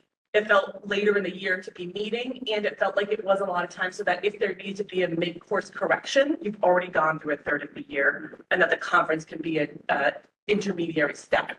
So that being said, this calendar is proposing the opposite of last year, where we have earlier parental conferences, with the goal that following those conferences, we'll be seeking feedback from families, because really these are communication shared with you and the teachers, so that there's a quick survey. After that to say, you had them with report cards last year and midterm this year, what do you think? And so that we can use that data to move forward with a more consistent recommendation. Right now, I'm really Will parents, so with this conferences move to the end of October, will parents of our K through 8 students have their iReady scores by then? I want to say yes. It'd be a great goal. I want to say So we yes. have a number to go on. I feel like yes. I really like data. I'm totally a data geek. I feel like yes. I think yeah. It's not super complicated. I'm pretty sure. Yeah. Just have a comment, and this is purely anecdotal, so take it for what it's worth. But I have heard from middle school parents over time that because conferences are no longer required in middle school, that the day and a half that it's off to have conferences doesn't feel like it's being utilized at the middle school level. So, I mean, that's, that's for maybe the negotiations team. I'm not really sure what that's for, but I think it's worth thinking about. It has the same value as it does at the elementary school when those conferences are being managed. I'll just piggyback on that because I think I said this exact same thing last year too, which is what is the purpose of the conferences? Because even at elementary school, it's still only select students, it's not all students. And that's the way it was, at least when my student was in Right, but elementary, unless that's that's changed. What's that? That was a while ago. A couple years ago, not that long ago. So unless that's changed and it's all students now, Every parent receives the email to sign up for them now. okay, that's Okay. a change then, which is a good change. So let's go on I want to hear clearly that there is a perception that the parent conferences are not required At the elementary level? at all, like K. Other, Well, I mean, they're they're not a requirement. I mean, they're not mandatory for a parent to come, but they, Middle school, the email If that you we want it. receive is if you're interested in having a conference, please reach out, which to me felt very different than what the message was. I will say, having had a middle schooler in both the last 2 years, I don't know if it is a grade level difference or if it was a conscious choice to change the process. But 1 year I received the email saying like, if you would like to, then please reach out to your child's teachers to request a time. This year I received an email with the sign up genius, much more elementary school style, that said, here are the parent conferences, please sign up. It might have said, please sign up if you would like Right, to, but it was, That feels different. you didn't have to go, you didn't have to request a conference, you could just sign up. I will go and say though, I never had the impression that at elementary it was anything other than expected that you will attend your child's conference, period. That was not. so we have different perceptions based on different ways of communicating and requesting. Yeah. It's good. But my other point is that with increased access to student data, to student scores, and this is parent access to like grades and whatnot, and I don't know what it looks like in elementary school at this point, but I would hope that there is communication between teachers and students of students who need additional support before these conferences, right? So it really raises the question, why this one point in time is this dedicated in the schedule rather than kind of as needed or ongoing?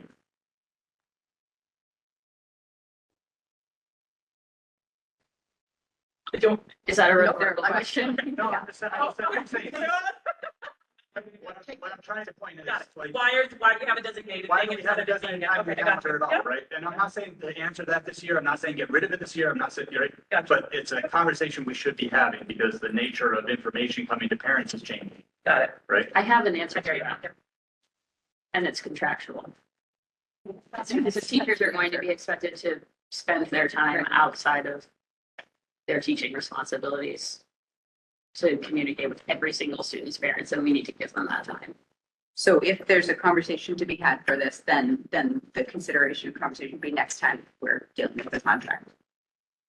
If And that's a thing. I think Heather's indicated in conversations with her about conversations at PDC, I think she's giving me just the structure of looking at with report cards this year, not with report cards next year. I think we're trying to find an answer to what do we want for a model of engagement around conferencing with parents. So I think it's all fair questions and all good feedback without any specific answers.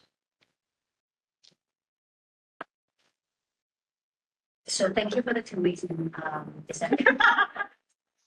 But, so hopefully I'm not overreaching. Oh, okay. So August 27 and 28. Yes. Can we move some of the throughout the year professional days to those days so we can actually start after Labor Day? So there's the only days that could happen. Those you have to be in school for at least part of it, count for a school day. So moving a half. We contractually begin before Labor Day. Oh, I didn't even see. Look at that. Easy answer to that. Can. I made that decision many years ago that we would always start before Labor Day because it gives you an opportunity to weather, unintended, the snow day is a little bit better at the end of the year and not push us all the way toward the end of June. Someone did point out that Labor Day this year is the earliest possible day. It is it very could be. early, So yeah. it does feel, It felt a little icky with Yeah. some of the numbers. Yeah, I hear you. right, so. We can't motion vote to on it. accept. Yeah. No, but you can just take a straw. I take an amendment to vote on this, even though it wasn't on the agenda. If we take a straw poll, then I can just bring it back next time and we can go quick. And if it fails in a straw poll, then we know we have work to do. I need to book my flights for Christmas. There's no problem. In the past, we can easily publish the beginning of the year days, the vacation days. That's not going to change. We can make a publication. We've done it before where we go out early when we're hung up on some of the release days. So we can just let parents know for their planning purposes that we should be confirming the calendar on March 18th, but very good planning days for next year. But if you straw poll it and it passes, then we know we don't have to put more time into it between now and then. So I will take a quick straw poll. All those. Okay, great, thank you. Thank you. We see you down. Next time.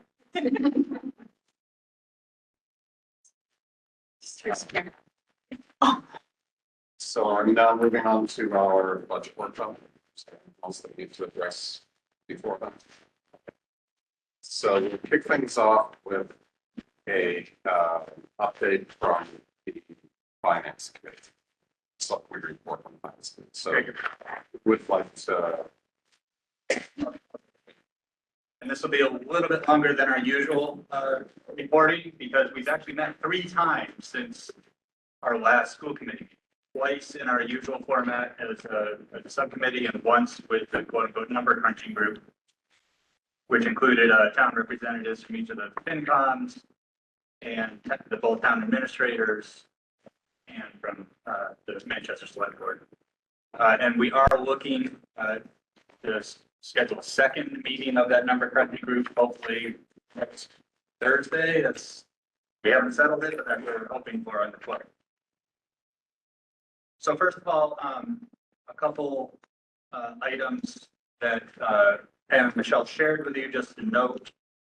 In response to public questions for transparency, Michelle put together details of revenues and expenses for a couple of our non-operating budget program elements, specifically school choice, tuition in, and pre-K.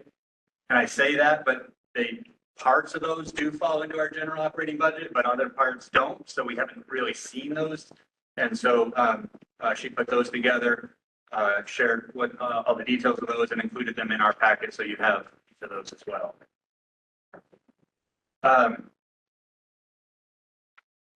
It's important, I think, for us all to know that while they're not part of our general operating budget and, relatively small relative to that, they are still our responsibility. So it's actually very useful for us to see those revenues and expenses along with grants. So I think one of the things that we're ultimately working toward is a fuller picture of our budget, including the operating, including, the revenue. And so this is a step toward that. Much appreciated. In terms of the budget context, not much has changed since we last met on the 4th. Michelle handed us a updated FY26 proposed budget. Really, the only change is an updated healthcare number. We'll give Michelle and Pam a chance to talk about that in a little bit here, but for our purposes, the number has settled at 27%. And unlikely to change, and I'll let them speak to that. They went out for a number of bids. The bids came back, sorry, we're not willing to quote you anything. And so we are kind of stuck with what we have.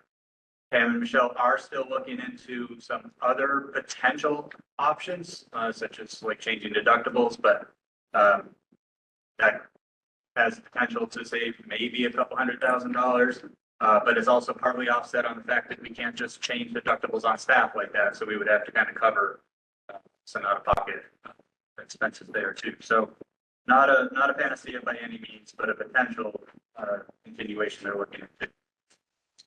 But fundamentally, nothing else has changed with the proposed budget as far as I know.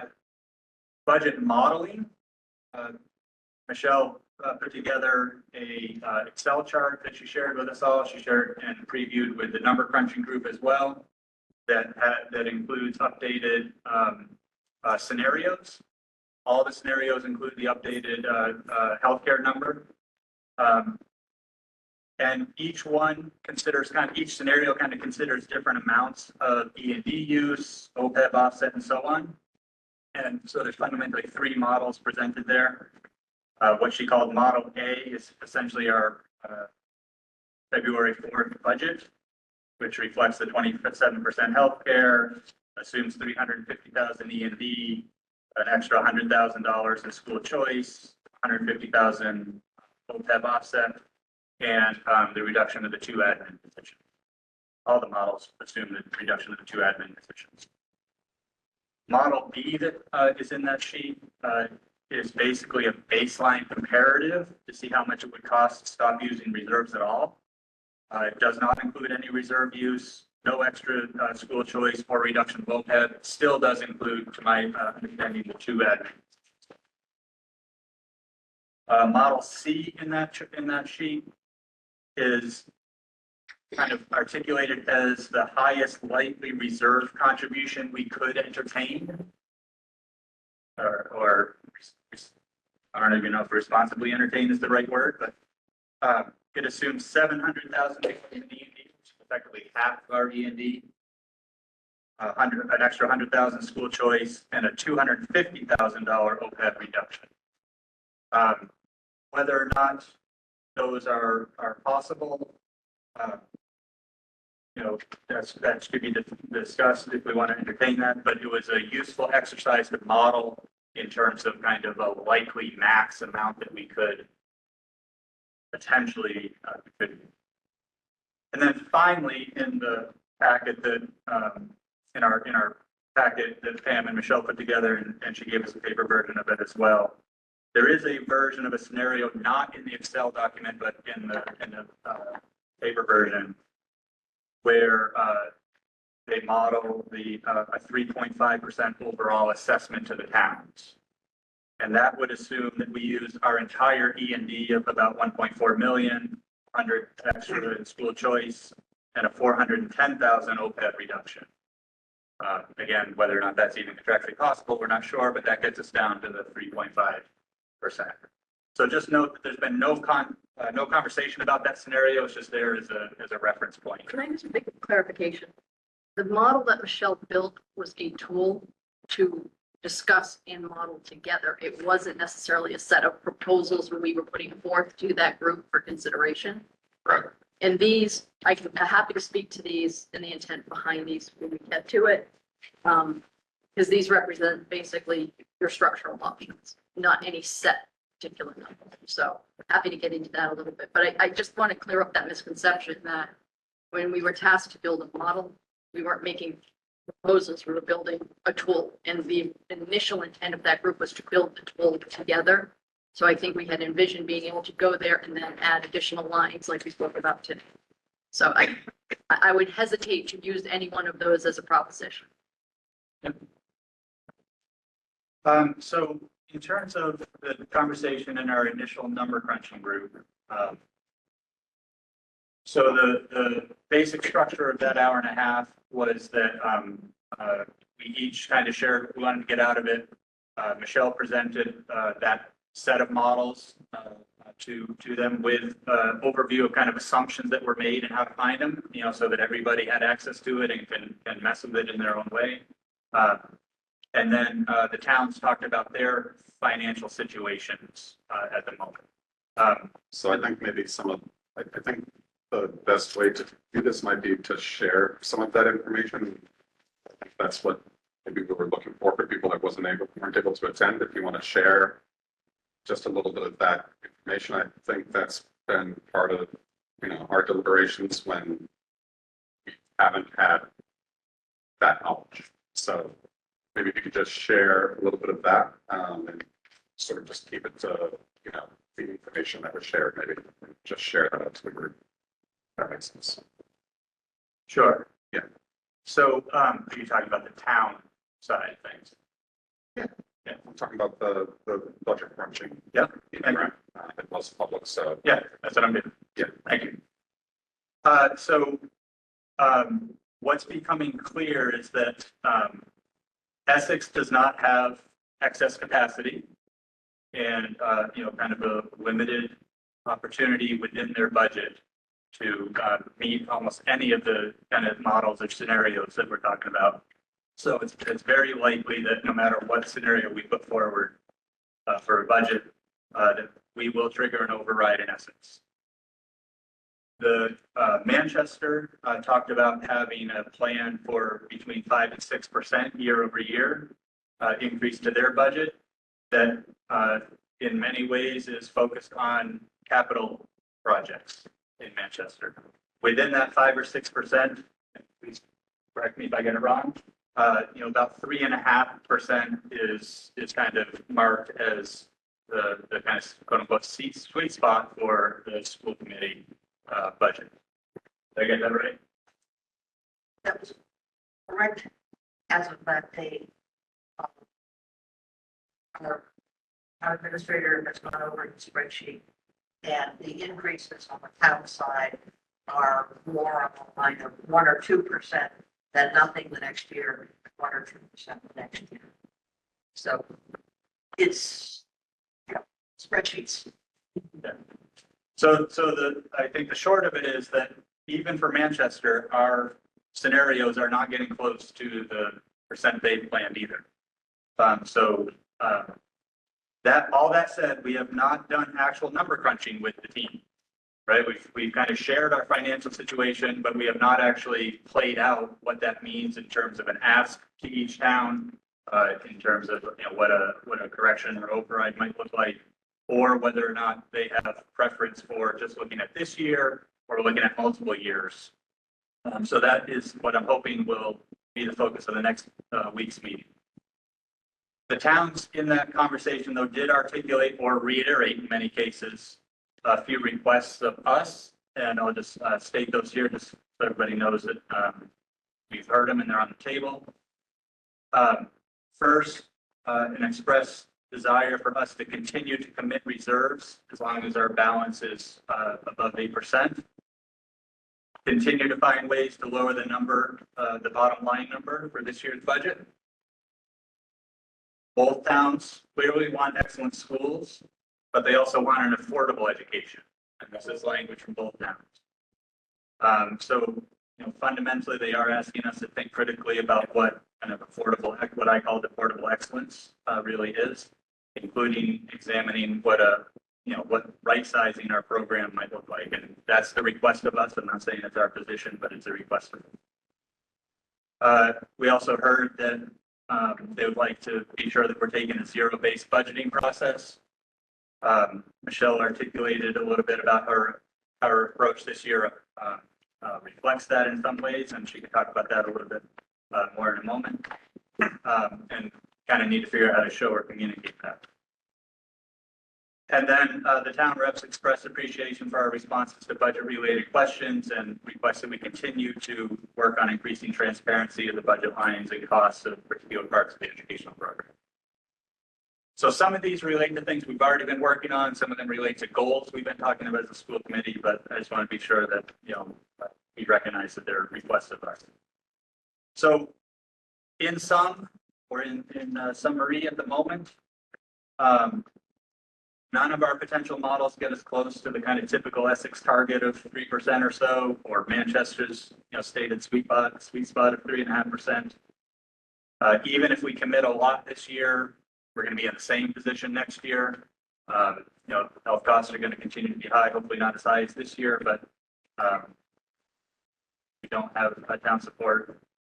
And I think we all recognize that none of us in the towns that we, the parents in particular that we've been hearing from, we cannot cut enough staff to close the gap this year.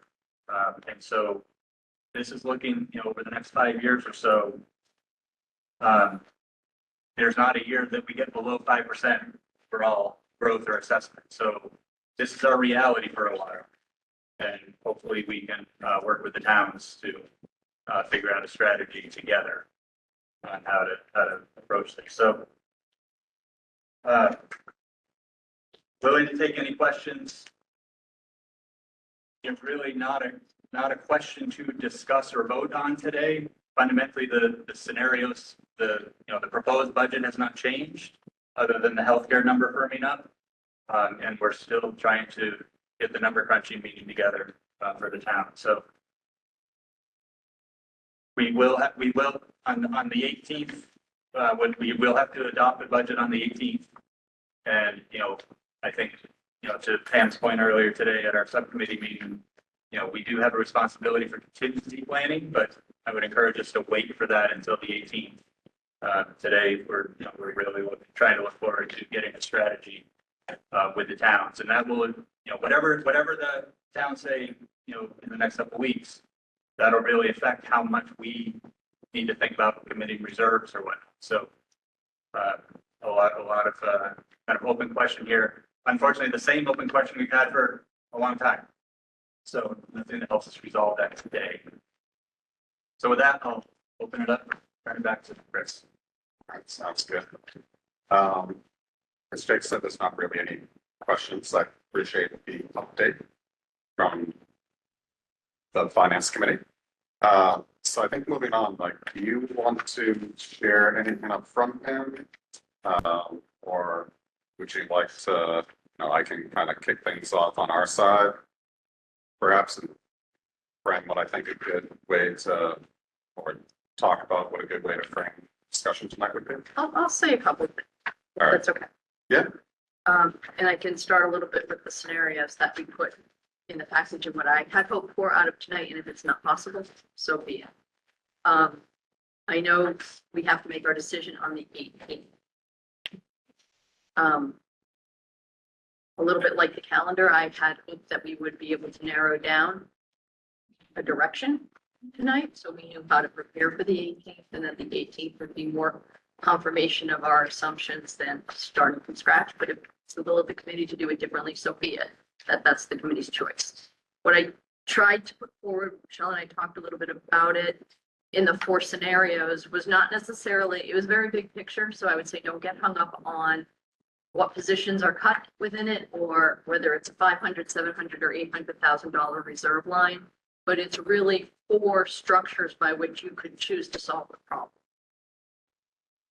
And I think putting in an all reserves model illustrates the gap which we are facing. If we are not successful, even if we all agree that we need additional revenue, if we are not successful in achieving it through a voting process, we have to be prepared to manage that. That's beginning to concern me as we're getting deeper and deeper in the year.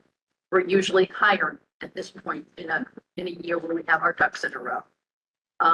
We are on hold for summer planning. We're putting out things that say pending financing. So we're a little bit in a holding pattern in terms of investing and setting program and looking at next year, and we're starting to schedule. So I am getting a little bit concerned about having a clearer direction, because from the 18th, our next meeting will be April 7th. I'm sorry, April 3rd.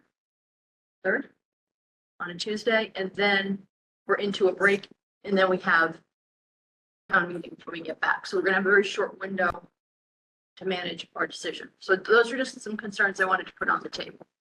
The 4 scenarios before you, all our reserves means we manage the problem on our own. We would have to exhaust just about everything we've had this year to do it. So that's the total size of the problem that we have. If we chose not to use reserves and couldn't realize other revenue, we'd have to make offsetting cuts. The point in 3.5 is where we're typically being asked to be. So we're just illustrating what that would look like this year. So I think one is an all in, one is a none in, and says this is the scope of the problem. The long-term solution is additional revenue. You could go as early as this year for the full ask. I think I want to communicate the magnitude of the problem, that even if we were to solve it with a small or large override this year, if we don't do a multi-year override, you're going to need likely another override next year based on how the numbers are projecting out. So just making sure that the committee has a real sense of the magnitude of the problem. It's been 5 years in the making. the healthcare has accelerated decision points for us. And then the other two are variations on a theme, and it's balancing, and I think likely where we might land, balancing some level of cuts, reserve use, and a request for additional revenue. But I guess the whole thing is caveated with, even if we are all in agreement, we don't have assurances. So I would love some direction on how you'd like me to start working with my team to plan for that, because it's a growing concern internally as it affects the outlook in our preparations for next year. Anyone have any questions or clarity for Pam? We all kind of understand, I think at this point, everyone sort of understands the situation that we're in. All right, so, and I can, depending on how we want to work through this tonight, I can either let everyone know what my goal would be to and what my suggestion is, or do you want to, does someone else have a strong suggestion that they want to propose first, or do you guys want to hear my opinion on this? Or? I'd love to hear your vision. All right. So in an ideal scenario, we would be voting and adopting the budget tonight. So we're already behind, again, on where we should be as a committee. So I think it is extremely important for us, I would say in an ideal scenario, to get to, like, as close as we can to one plan that you know, Pam and Michelle can sort of put and finalize, right? And there's a couple of different levers there, right? It is just simple math that our healthcare is 27%. That's not going to come down. You know, if it comes down to 25%, it doesn't matter, right? Like it's just simple math, right? And that is why we're in a terrible situation. That's just a fact.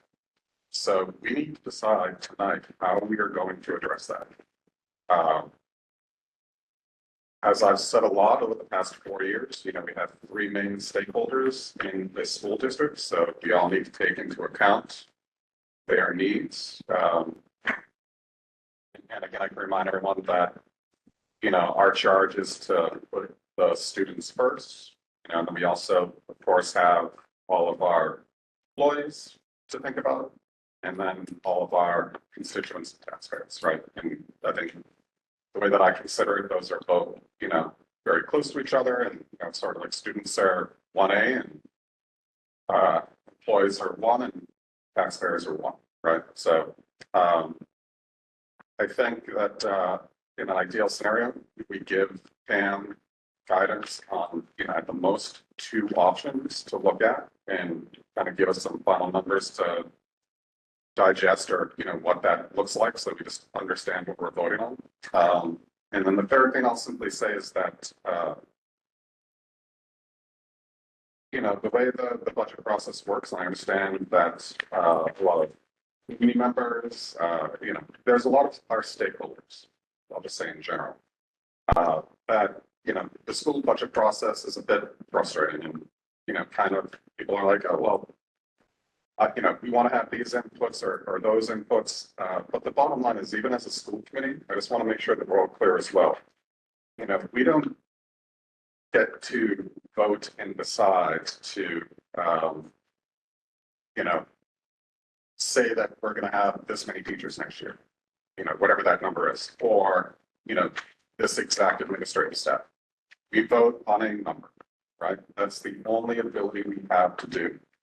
So part of that means that, you know, we don't get to make a final decision and say, well, we vote for this budget, but only if it includes this one specific thing that I want. Whether that's even using a certain amount of reserves, I think, right? Or maybe that's one thing that we do have final control over, is how much reserves we use. So that's like one main thing, right? But otherwise, in terms of the program and what that looks like, we do not have any authority to dictate that, right? We can make suggestions, but we don't have any authority to dictate that. So I'd like everyone to just keep this conversation within that lens. And I think move forward from there. So, if we want to start with a couple of the, even just making sort of decisions ourselves of how we think about the dollar value that we are going to approve or not approve, and what that may or may not include. But really, from our perspective, the biggest thing is probably the first thing that we really need to decide is what type of risk we're going to take on as a school district. And that's very much our responsibility to do, right? So, I think, I'm just going to be very straightforward, right? If we do not get support for a correction, it would appear that we probably can barely squeak by, using all of our reserve funds. And that basically puts us in a situation for not just needing a, regular correction next year, but also some way to replace those funds. So we're essentially, if we do that this year, if we try to fund this out of reserves, whatever portion that is, we then just simply are pushing the can, kicking the can down the road again, and any correction is going to potentially be double the amount for next year. That's the reality, right? So that's something to think about as well. Do we want to go down that path? Do we want to go down a path of, asking for a correction that doesn't, people have talked about a 9% budget. I mean, what that translates, and again, correct me if I'm wrong, but it's going to be close, right? It's 8.75, 9%, but that doesn't actually fix, the challenge that we ran into 2 years ago when we were asking for a correction, right? All that does is simply pay for healthcare. It still doesn't give us a correction that we need, right? So I just want to make sure that, because we talked around a lot of nuances and we get mired in, well, if we can cut $5,000 here or $8,000 here, what does that mean for the percent? At this point, those conversations don't matter. We've been doing that for 5 years. We're pretty much at a point where there's very few savings left without cutting hits, whether that be from the administration or from our staff. That's where we are, right? Or significantly increasing class size, like, by 30%, right? That's what that translates to, right? So I just want to make sure that everyone has that mindset, because those are just facts, right?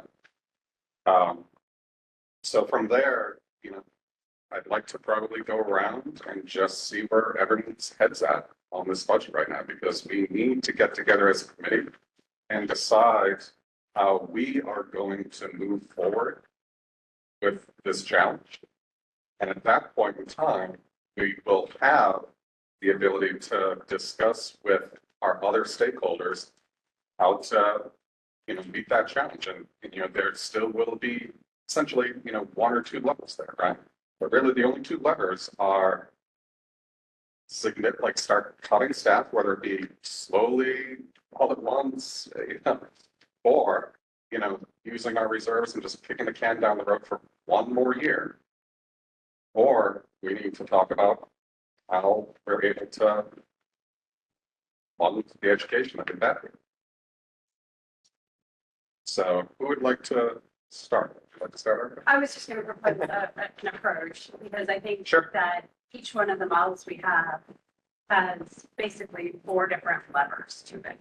How we use reserves, whether or not we adopt the proposed cuts in administration, whether or not we reallocate staff, and Well, reallocating staff isn't really, that's what I meant. Correct me if I'm wrong, Pam. It's not really in our. Chris, let me just be clear. I'm reading from this in terms of what aspects are included in each one of the proposals. Not really proposals, they're just modeling a concept, right? It's actually called, yes. I know it is. I think we all know here. I'm just saying, I'm just proposing a structure right now for how we discuss, because we could spend, I think, many hours with all of us sharing input. So I was just going to propose we address the different levers that are included in each one of these rather than tackle, since they are not in fact proposals, rather than tackle them individually, we talk about how we feel about those different levers.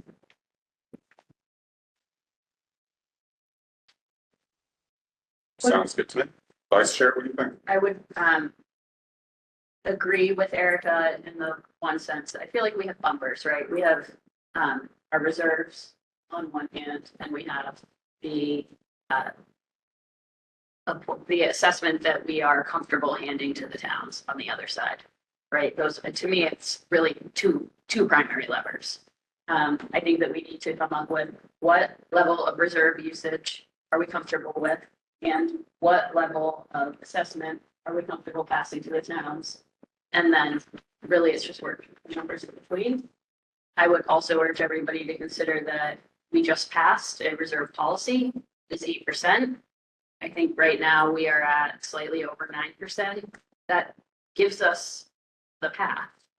To me, that helps us define, and Jake just reported back from the meeting with the towns, that they are also comfortable with us staying at around 8%. So, sorry, that was process and my opinion. Go ahead again. Erica, go ahead again, real quick.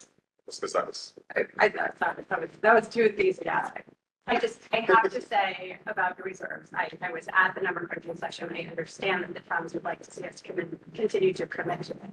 But as Pam was really clear, every single reserve scenario is going to result, first of all of the proposals other than the three proposals that I consider really on the table are going to require that at least Essex and possibly also Manchester have an override this year.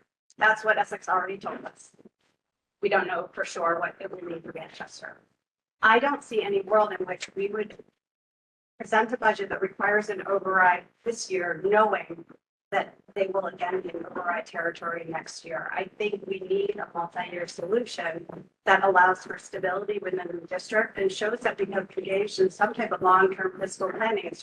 It seems irresponsible to me to consider a reserve usage this year that is going to exacerbate the problem that the towns are going to have to fix next year. I can't get my head around why we do that, even if our reserve policy permits it. So I would just say that crunching the numbers on the reserves, it would make our commitment out of our reserves smaller than it was last year. I think it brings it to like 400,000. But we'd still, Yes, we'd still need an override 2 years in a row.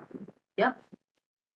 So kind of make a suggestion. Yeah. Because this is the concern I have, is that we're going to sit here and try and and we're going to end up in the weeds of when we come up with this, when we're faced with the idea of what assessment we're comfortable handing to the towns. I would suggest that perhaps we as a school committee focus on the things that are most important for alignment with the strategic plan. And then since there is a potential next meeting for this, for the finance subcommittee with our town partners as well, if we can tonight determine a direction of here are the things that are most important to the school committee to preserve in this budget, then it would be nice to see them model out some options. I would love to hear in dollar amount what X number over 2.5% requested by Essex means for the average taxpayer, so that we can then determine here a more informed view on that reserve usage, or even come back with suggestions about it. But I don't know that I think it's more valuable use of our time to look at some of the fundamental things of what does this school district, are we preserving, are we cutting, or what are we actually doing with this? And then let that group do that work that we've asked them to do. I like it. Anna? Or you can pass. Got in.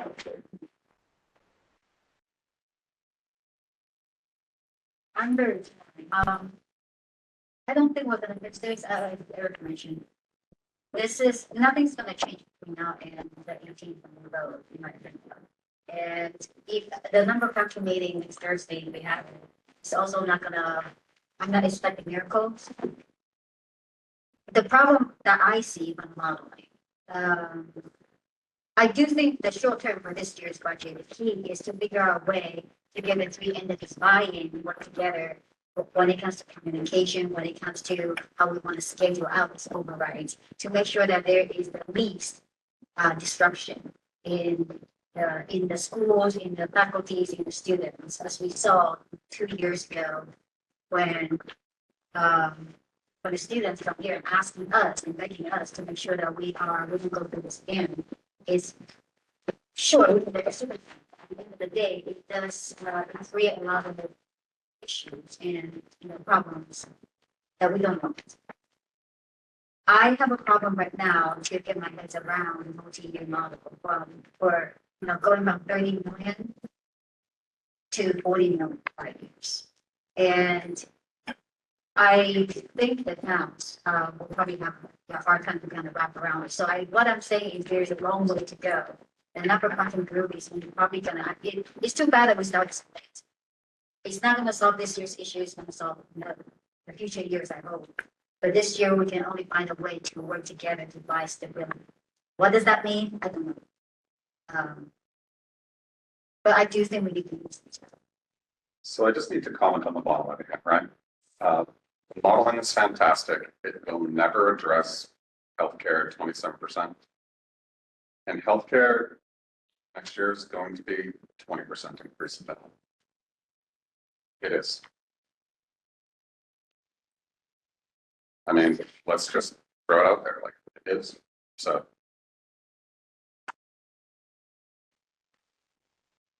I would say that personnel in healthcare is the biggest driver from going from, with a $10 million increase over the next 5 years. I don't think there are many things that we can do when it comes to healthcare costs, and that needs to be pointed out. For example, right now is a lot of things is contractual basis that is embedded into META or BU contract, but we do need to revisit what this contractual language might look like. What does that mean for us going over the next few years? And then we need to line down the healthcare plan structure. The reason why that I think you guys mentioned, the reason why we went out to bid 7 or 8 times different vendors, we got shut down right away. They don't even want to participate in giving us a quote. Is the main issue is the plan, the structure, the way that we're structured. So I do think that we need to look at revisit that. It's not just, yes, that, this is going to increase next year and then we're going to increase another year, but we do need to be more proactively evaluating what potentially, what other options there might be. Having sat on the negotiations team, I will say that the package that our teachers have is fair. Sure. It is, and when we look at our neighboring communities, we have teachers who come to work excited to work with our kids every single day. And they're not striking outside of the building, and that we do not want to get to that point. And everyone has to remember with healthcare, so the teachers' premiums are going up 27% next year. So their costs that they were paying this year, it's going to be 27% higher next year. The costs they were paying for healthcare. Right, yeah, their costs, so. So are we saying that we want to go up their healthcare costs 50 or 75%?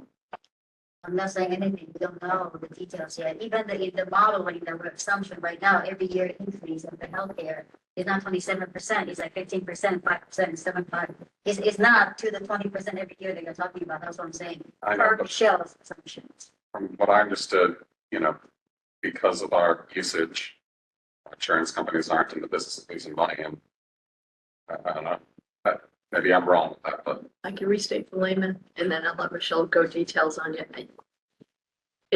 We have a high market, so it would be a high regular. If we were a perfect client with perfect usage, our market rate of growth this year, what we were being told is in the mid-teens to 20s is the range. We have compounded the problem by having an extensive number of large losses. So large, extreme healthcare cases that are drawing down a large number of resources from the plan. So we have not put in as much in premium as our users are drawing out. So we have people using the healthcare, and like when you put too many claims in on your house, they raise your rates or they drop you from your plan. So we're a little bit of a victim of using the benefit that we provided to people. meets a horrible market. So it's a perfect storm of a year. And we're still going to try to look at some things to lower that cost a bit, but again, it's not enough to fix And the problem. to clarify for anybody who's tuning in, our healthcare is collectively bargained and set within the contract for the length of the contract. So if we would like to ask them to come to the table, we would have to ask them to impact bargain our wish to restructure healthcare at this point. Otherwise, we can present that when we reopen the contract in 26, 27. I think we need to be able to think creatively about what we would put on the table as an incentive for change. That was more my point, and I just meant that it would be very difficult at the negotiation table. I didn't. I have no doubt. What I'm saying is, there's a lot of things to think about, a lot of things that we plan ahead with everybody, including the unions. And it's not something that we can change by easy. But for the next 2 weeks, we need to focus on passing the budget. We need to be able to vote on that and pass the budget in 14 days. So, it's not really worth talking about any of this right now because it's not going to change in 14 days. Teresa. Keeping it in the category of in 14 days. With the proposals that you've given us and the scenarios and the input that I've received publicly, understanding that this isn't like a final, we're not there, we still have 14 days. I am drawn toward a carry forward level services budget despite the high assessment percentages as noted. But I also note a couple things in this. One is that I note a relatively low reserves as revenue in there compared to the other and compared to the originally proposed, that we have 350 in there. This is the third one down. And I especially noticed that the OPEB is staying at 150, which I very much appreciate. Also include appreciate the 100K of new school choice revenue. I'm also incredibly drawn to that budget option structure because it preserves the middle school principal role. I, at this time, cannot be in favor of a budget that does not preserve the middle school principal role. I do understand that we vote a bottom line, but when budget options are given to us with some of these stipulations, it might have been Jake that pointed that out before when I said a similar thing. There is a tacit agreement here that the decisions we make have that impact. I'm not in favor of removing the facilities manager position. I will hold my nose and eat it if I have to, if that's a savings that we really think is justifiable at this time. But I cannot advocate for a budget scenario that removes the middle school principal position.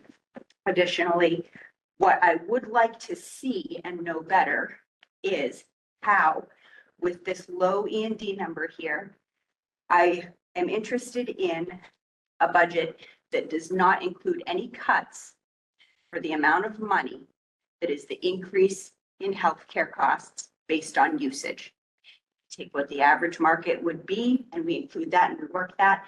But anything above that, up to that 27%, is a benefit we have given the teachers contractually, and I do not think it's fair to penalize them for it by threatening cuts. I think that's specifically what our reserve dollars are for. So I would like to see an increase in our reserve dollars to cover some of that, and I would love to see modeling with the towns to see how they could come to the table as well and handle some of that offset, given that we have suppressed the growth rate with our reserve dollars in the past 5 years to help us cover that difference, specifically about usage. That I cannot see cuts for that. And I would really like to have us come out of here with the direction of level services, cuts, whatever, so that our finance subcommittee can actually crunch some of these things. So if we say, hey, we agree on these fundamental things that we really need, then we hand it to them and see what happens and see what they can come to the table and say, this is what we can do and can't do, and see some real problem solving. But until there's a decision or a real solid plan moving forward, it's a little difficult. And then the final thing that I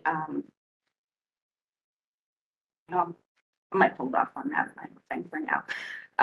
But that is what I would like to see out of this and what I'm in favor of. Teresa? Okay, do you have anything specific you'd like to share? So I will voice the concerns that we have heard from the town of Essex, and specifically from people of Essex who have taken the time to email us. And I'm going to voice them because we are sometimes told that these people feel silenced, or that we are not discussing or appreciating their needs. So I think that it's important to state it and discuss it during an open meeting. We have received emails from residents that say we need to live within the means provided by Proposition 2.5. Our income does not automatically go up by 2.5% per year. So I cannot afford for my taxes to go up by more than 2.5% per year. We have heard from people who are concerned that Essex does not own any of the new structures in the town, and we are concerned, and we have heard from people who are concerned that Essex students are experiencing an achievement gap. Those are the concerns that we've heard. I'm probably missing some. I want them out there during our budget conversation. I know that we are from two towns that are demographically different. And I know that when we were negotiating the teacher contract, we discussed some of those differences economically. And I think that it would be unfair to only discuss those in negotiations for the teacher contract. At the same time, transparently, ultimately, my vote is my vote, and I will vote for what I think is best for our students. And I have a very hard time reconciling cutting spending at the same time that we are trying to advocate for student achievement, specifically students from my town. Sorry, off my soapbox now. I'm going to go refill my water.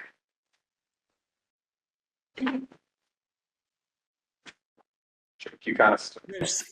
Chris, can I just jump in here? Yeah, of course, John. Sorry. Yeah, I would just like to just mention my support for the carry forward level services budget. I just think we need stability. We need, strong morale, and I don't think it's the right. We need to make these changes now. We can't wait another year. And I think, if we just go through cuts, that achievement gap that Kate mentions will just be made worse. So I just want to voice my support for the carry forward level services budget. Thanks. So yeah, no problem, John. So specifically, I know that Teresa mentioned two things about the middle school principal and the facilities manager. Do you have an opinion on that? When you say level services, what do you actually mean? Sorry, you're on mute.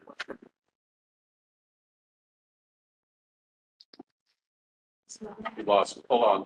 It's not on you. We lost your audio somehow.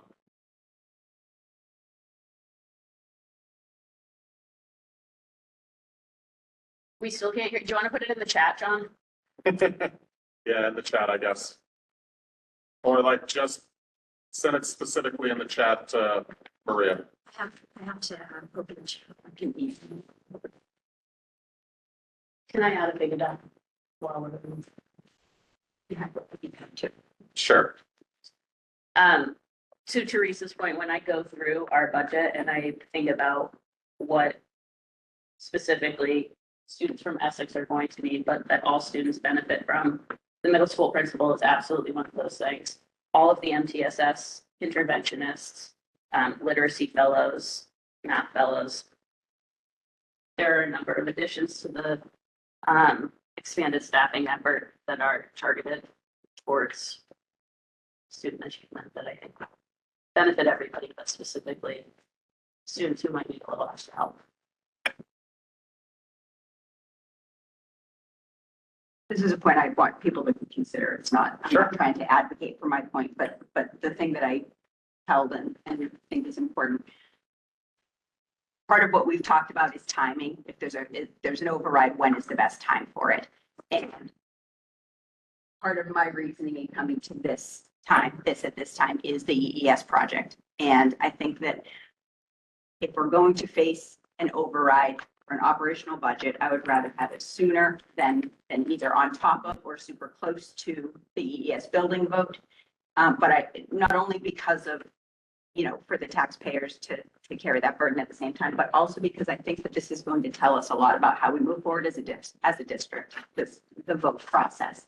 If overrides are necessary this year, it's going to give us input for future planning. So just one thing on that though, with an operational budget and with a school vote to take on debt, that vote for the school would not actually affect people's taxes for, how many years then? I So understand it's that. not going to affect people's wallets at the same time. Because Memorial and high school still are. Sure, but that's already built in. So you're right, like our facilities, the amount that our taxpayers pay for this school and Memorial are not being taken away from the tax bill. Like, so tax bills aren't being reduced for that yet. And I don't know, maybe Pam, when would tax bills be reduced? When does the debt fall off for High school, from middle high school? 2034, 34. Yeah, so, There may be slight reductions as some bands roll up full schedule, right, but the full comes up in 2034. right. My point to that is just that an ask is an ask and a big ask is a big ask. And that's just my input. Again, I think that a sooner ask of a big thing like this is going to give us input for moving forward with not just the operating budget, but also the EES project. I want to, two things. First of all, when I spoke before, I really spoke on one specific point, so I was proposing a different structure, so I didn't really say my views. But I also want to respond to Teresa's comment, because what I remain concerned about is the level services budget this year would require an override this year. What is not clear to me, because it totally makes sense to me, is if we have an override, I agree. I don't think we should time it at the same time as another big ask, even though I recognize that they're parts of two different funding mechanisms. However, the level services budget would require us to have an override next year too. So that's the part that I can't get behind. Putting us in a position where we would have to have overrides in successive years, I think is a recipe for failure and real frustration and real discontent in our community. So I really want to get to a place where we can think about this differently. And some of this may have to be set aside for another number crunching session that makes me awful anxious about how close that is to our vote. But on the bigger picture of how I feel about these various budgets, I mean, how do I feel? I want a level services budget. I want our students to have the access to the same resources they've had. I want us to be able to sit here and talk about anything other than number crunching, really. I mean, I really think our students deserve that. And so it's really disappointing to me. And it's one of the reasons I'm really advocating to get us back to get us to a point where budgeting isn't the only thing we can discuss, because I do agree with a community member who said she wishes she heard more from us about the substance of why we're here. This is not why I volunteered to serve. It's not what I think I could actually bring to the table. It's what we need right now. So here we are. Having said all that, having said that that's what I want, I also recognize that we are in a really crazy economic, political, so much chaos going on around us, and a lot of things we can't control. And to another community member's point, I hope everyone now recognizes that this is not a Manchester-Essex Regional School District problem. This is a nationwide problem. Public schools are in crisis. We are not going to be able to solve all of that at this table. What I hope we can do is rally the community to do what we can to support our schools and to recognize the importance of this asset. Having said that, I do think we need to be willing to recognize how much costs have skyrocketed and figure out if there's things we can do, if there's things we are willing to do that won't impact our students' daily life. And I am really on the fence about the administrative cuts, and here's why. Because I think the alternative to administrative cuts is educating cuts. I don't think it'll necessarily happen this year, but at some point, if we can't, we have asked Pam to focus on administrative efficiencies rather than reducing educators. So I feel like if our answer is we can't withstand these administrative cuts, that the next time around, we're going to see educator cuts. And that really concerns me. So I will share these points that I've received from community members about the administrative cuts. One is that with the facilities director, it's difficult to say, but that we can manage and we can manage well, and our students won't be jeopardized by that cut. With respect to the principal, I think it is the fortuity of being able to take that administrative cut through attrition rather than me choosing to reduce a job. I think that might present us with an opportunity to try something. It's not something I wanted to try. I wouldn't have advocated to try it. However, we do have a ratio that allows us to consider it without putting us in a really different position. And again, I'm not advocating it for it. I'm asking that we think about it a little. There are plenty of high schools. Not as many, and I will see there's no high performing school districts that have shared principal model. You can hear that? And we can hear you. There's no one on the high performing school district that uses that model. There's also no one on the high performing school district list that's as small as we are. So that creates a real challenge because it is more expensive to run a small district. So I don't have an answer to that, but I do think we need to think about whether we want to eventually see cuts in educators or administrators, because I think long term, it will be hard to avoid not having any.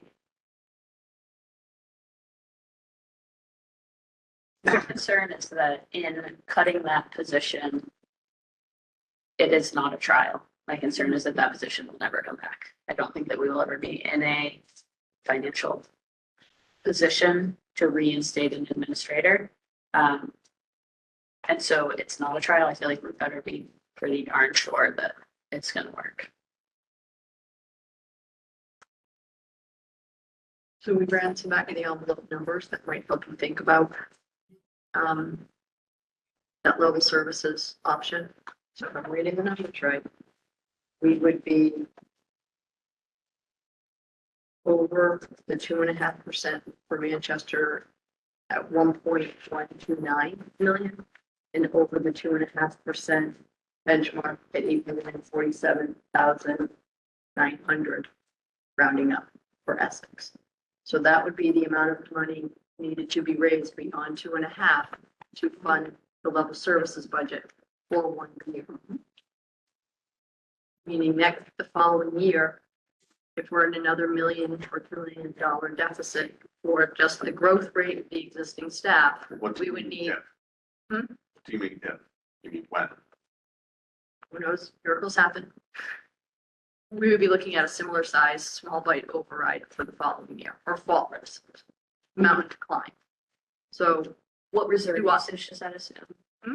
What reserve usage does that assume? 350,000, which would be level service from this year. So I think I'm always in a very funny position because I 100% advocate for maintaining level staffing, and I would love to be in a position where I'm giving you a multi-year putback option to reinvest in some of the programs that we've had to trim back over the years. We have an attrition position, no one is losing a job, and it is causing us to try to look creatively and to create some opportunity. I don't know how we get through this year without identifying that level of cut anyway, because I don't know that we have we have no guaranteed money until we go all the way through our process in mid-May. And at some point, I feel like we have to be explicit about what the implication is if we don't raise this revenue. I'm growing extremely concerned that the magnitude of the problem in the multiple years that we need to solve it, I don't see what the solution is at this point. I need direction and I need feedback about how we are going to advocate and communicate some realities. I don't want to lose teachers. I don't want to lose principals. I don't want to lose programs, but I'm looking realistically at the numbers and I'm not hearing a lot of, we have to support this program and we're ready to go out and launch the campaign. Well, there's something to be said with putting those questions to the voters and then deciding. Isn't there merit in that? I agree with you ideologically, knowing that our teachers are on the other side of it and that they need a job next year and that we can't guarantee them when they're going to go out and find them somewhere else. I feel like that is where the hurdle is. I think there's a level of being honest about the size of the problem too, that Right. we need to articulate. Good, Jen. So I want to, Eric, I appreciate everything you've said. I think I agree with 99% of that and much of what you've said as well. The reality is we can't solve this ourselves. We can sit here and talk all day about our preferences. I was hopeful when we started the budget conversation, we can get a couple years, with our reserve levels without needing an override. But it's become very clear that we're going to trigger one, no matter what. We can't do this ourselves. We have to work with the towns. I know time is short. We have to make a request of the towns. We have the numbers on the table. The numbers are on the table, and I think our preferences are pretty clear, right? I don't think, yes, there are a few nuances in there, but the scale of the problem is very clear, right? And so, even if, let's say for some reason we don't have town support and we push, we have to think of to Erica's point, we have to think of the consequences of pushing through, right? Regardless of what the town's positions are. Because, we might make something work this year, but where are we next year? So, We're at a much larger problem. yeah, that's where we're at. I agree with you, right? But it can't just be us sitting here saying, hey, this is how we solve the problem. Because the problem is not, the problem is we can't solve the problem ourselves, right? And Pam can ask us a million more times, what mix of reserves and cuts do we want? But that doesn't, we can't answer that effectively without our partners. Sure. I agree, which is why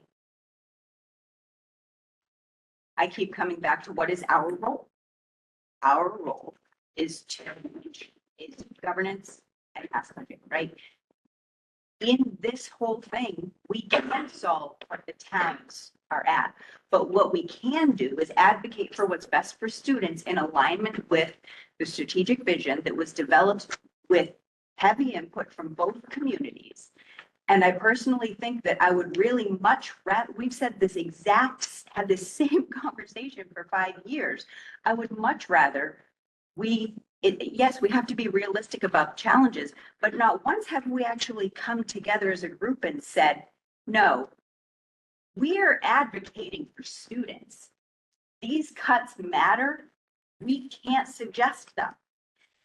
Then we bring that to our town partners and say, what can we do together? Let's look at our reserve use, your reserve use.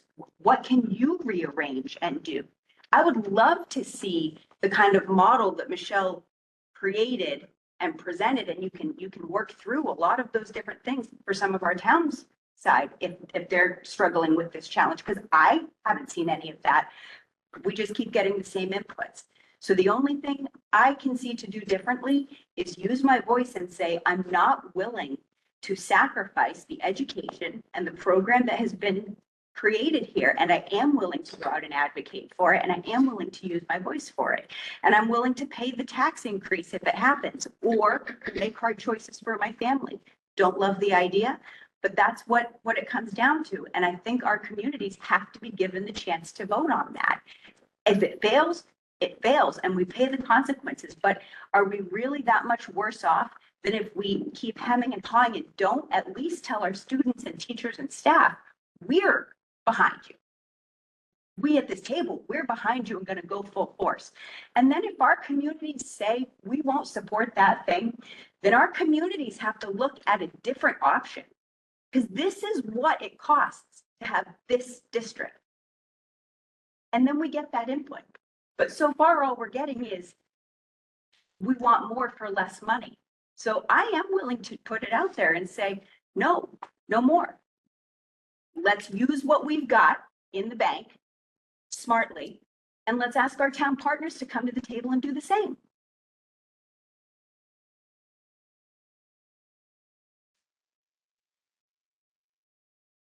You have something on there too?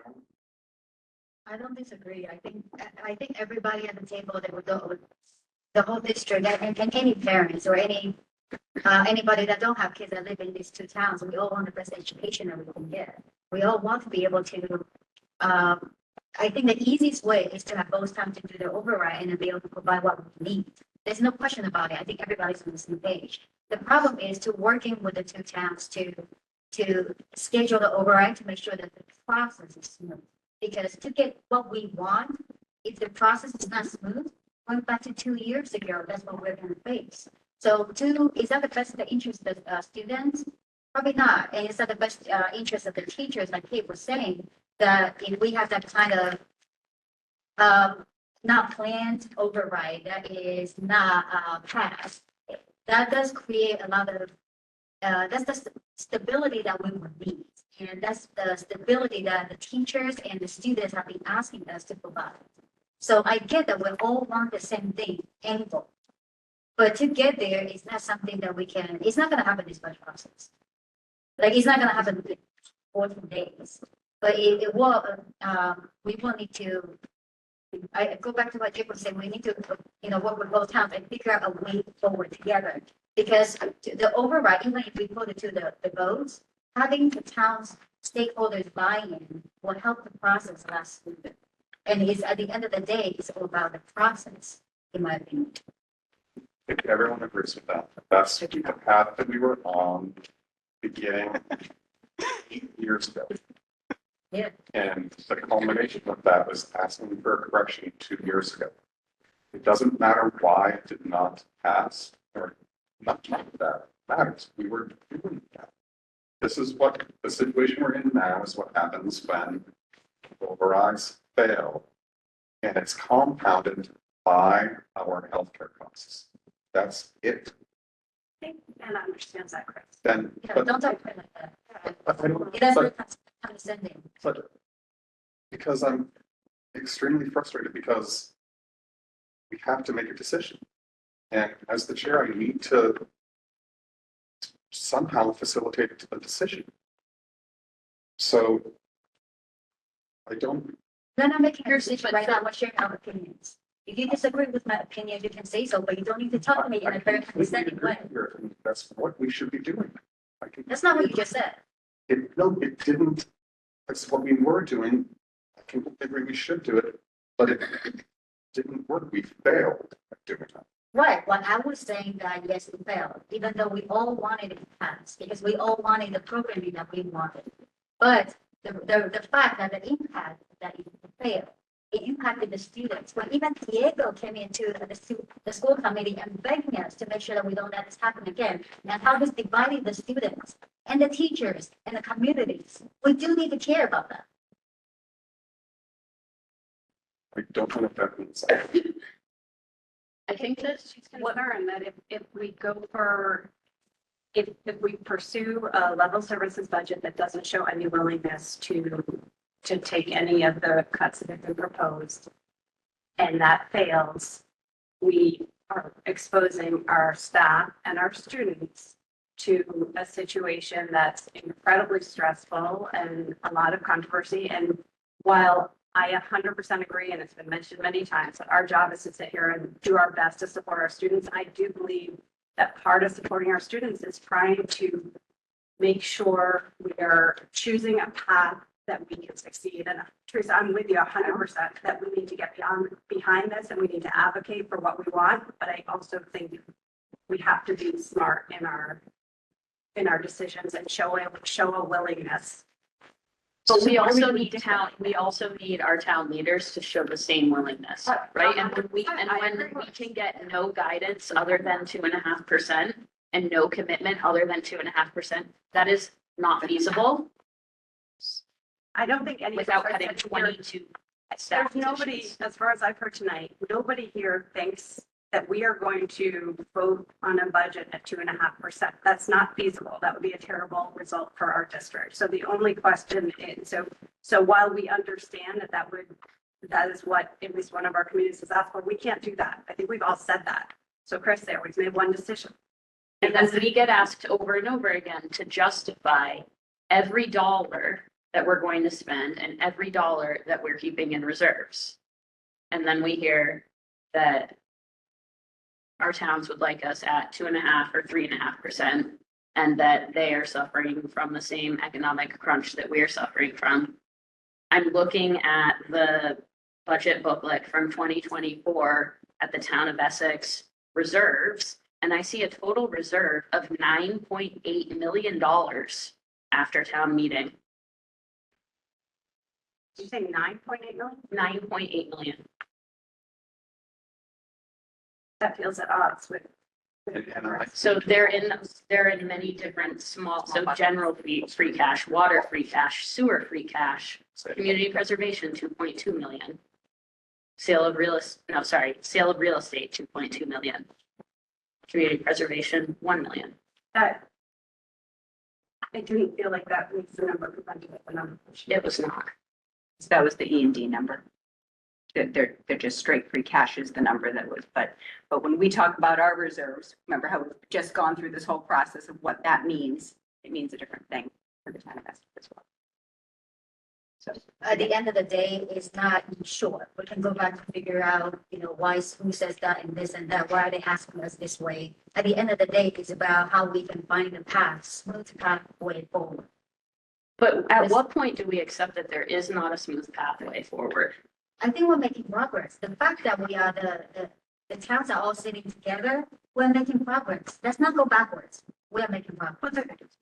I mean, I think it's pretty clear from the scenarios we've received, none of these scenarios, I'm kind of excluding one that has us using every last penny of our reserves. The other three scenarios are not a smooth path, right? Guys, no matter what path here, no matter what one we choose, it is going to be a challenge in both communities. So I think it's clear that we don't have a smooth path, but we still need to give Pam a little bit of guidance between those three scenarios. So I think if you looked at to maybe move thinking about structures forward. So the carry forward, if that's the option that you zeroed in on. I think that the question that goes with it for the town partners is, is the preference, and this is something Greg raises frequently, is the preference for multi-year small bites to right the ship?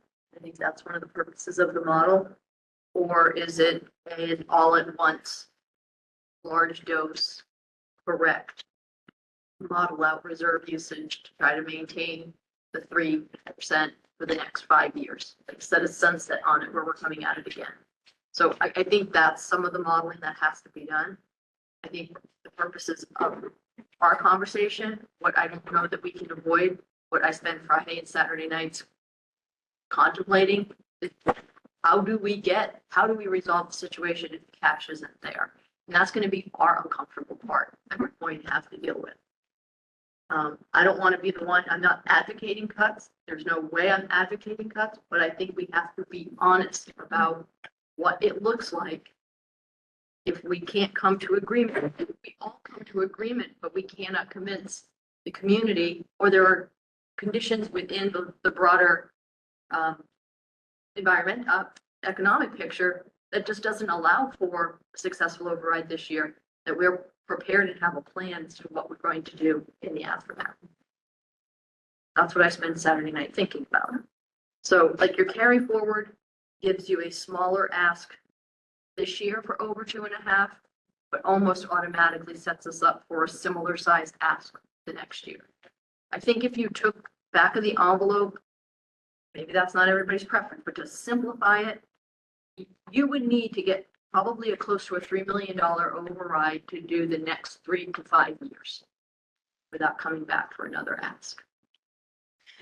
So then I would, to add to my request here, I would not wish to entertain further cuts beyond what I've expressed my support for tonight without understanding what we got asked many times, what's your skin in the game, right? So what can the towns do to come together with this too? That's the conversation I want to hear. I want to have the 3 entities together saying, this is what we can play with, this is what we can play with, this is what we can play with, and work together on that. And if it is small bites over time, great, I'll support that. If it's all at once, if it's a bigger chunk of reserve use from us this year, but here's what our town can do next year, and here's what our town can do 2 years. That's the kind of thing that I want to leave to you guys to work out and then tell us what the answers are. But you can't do that until we say this. I don't want to entertain more cuts just on, we don't have money, when I haven't seen anything different. I haven't heard anything different. I'm one person in 8, but I will go out and advocate in a different kind of way because I do think this is a different year also. Because I'm understanding the idea that, you know, we don't want to do the same thing over and over, but the growth has come in with use of reserves and with reductions through attrition and efficiencies. It has been coming in that 3.5 to 4 range. That's what you've been doing. That's the sustainable budget model that was created. This year is unique with our healthcare spike. It's going to be that way for a couple years, given the lag. Let's find out what our town partners can help us with. And if we're advocating for that, it's at least doing something different than the same thing we've done for 5 years, which is say, we've got to figure this out. Because I do agree, there's not a smooth path. I wish there were. But if none of these options allows for our town partners to not have an override, then there's not a smooth path.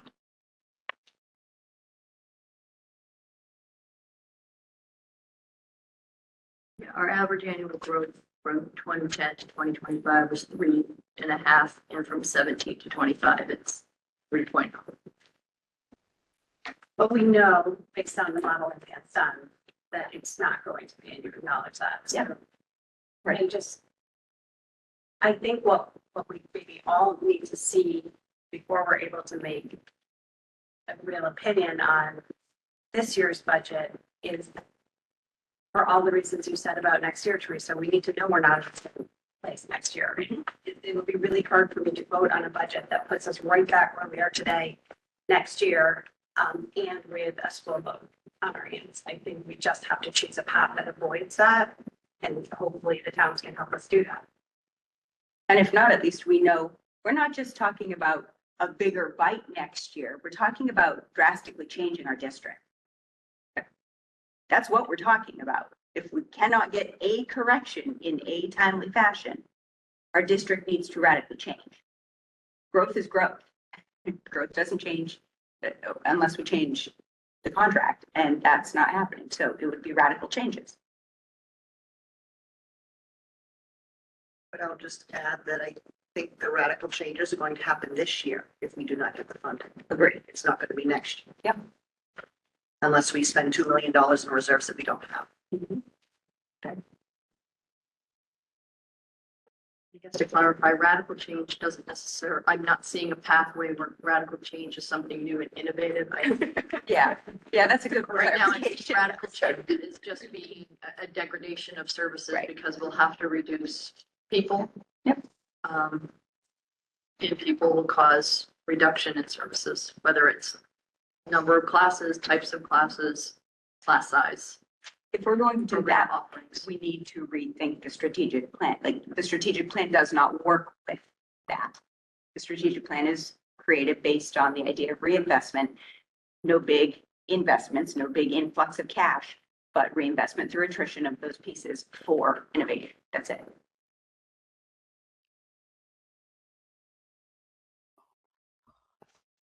And then you are on a path to your multiple years not being small bites, but reductions. You can take reduction package until to hit the 2.5 or the 3.5 or whatever number you land on. I think I've said all I can possibly say to you. Where's our out goal here? Where's our off ramp? Your clear charge, like, let's see how far we can get in the next number crunching group meeting. And, our next conversation on the 18th is going to be shaped by that. Whether we have some plan with the town or support of the town or not, that'll be very influential in how we make decisions about strategy and reserve commitment and everything else. So I think the phrase I heard was turn the screws, so go ahead.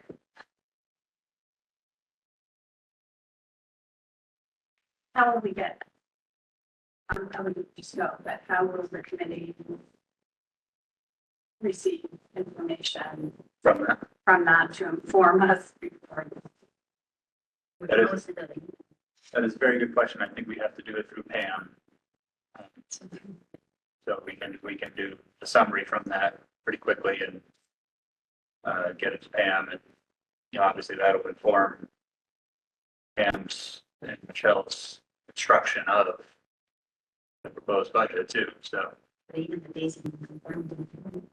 that's why we're pushing for the 12th. But yeah. So I do want to, so everyone hears me, I do want to apologize. So everyone online can hear me as well. That was not my intent. I apologize that I got so frustrated. It was not. It's not okay. I said It's not before, okay. but it's not okay for you to talk down on your member, the board members. I agree.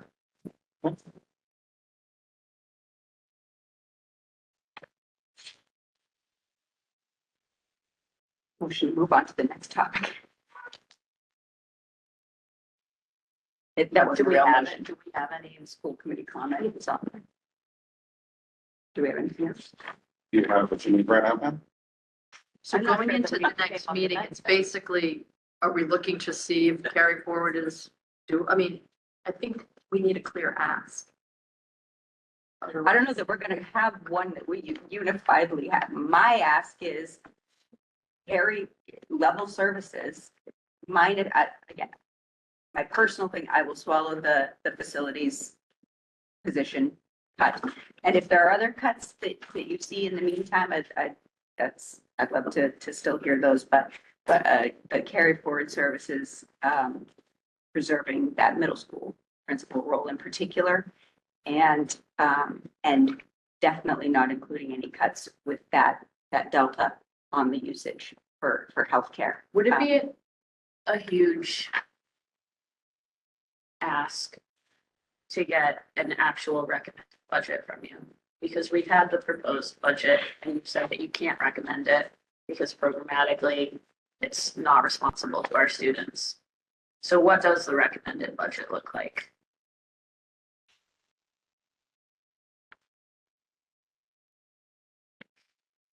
I won't be popular, but I'm going to say it. I would go with the level services all over and override this year at this point, because I feel like we need to stop death by the top. If we need to restructure, I will do the hard work and restructure, and I will cut $2 million out of our staffing and programming, and we will reset and we'll move forward. I'm upset because we've worked really hard to get to where we are. But doing this year in, year out, Groundhog Day, same questions, same asks. We get no further any conversation that we have. We're looking for more data and more lines. It's all there. We have so much information. We have too much information that we've overcomplicated a very simple problem. We've held our growth to 3%. it grows at 3.5 to 4. Now we've got catch-up work plus an extraordinary circumstance with healthcare. It's just all colliding in one year. But you can't motivate people. You can't ask people to invest. You can't ask people to have a growth mindset, create an instructional support model, only to be everyone knowing, I mean, we're all adults here. We all work in this environment. We all hear the conversations. All of the time and energy people are putting into making a better product could go away in a heartbeat right now, and people know it. So you're not getting the best out of all of us by continuing this conversation. I risk saying we would be better served to just cut the $2 million and know that that is the kind of model we're going to need to live in going forward. This is just, it doesn't make any sense to continue doing this. Thank you.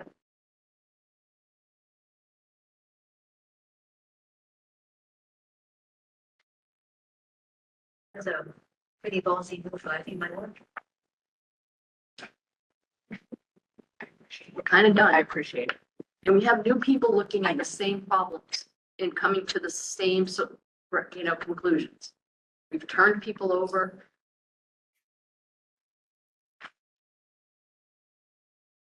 Urge you to look comparatively at our other communities. Many of us live in other communities other than Manchester and Essex. We pass budgets that are 4% and 5% on a regular. So, we're just deferring payment. And it never feels good to pay the back bill because you're not getting anything off, right? You're not feeling that new investment.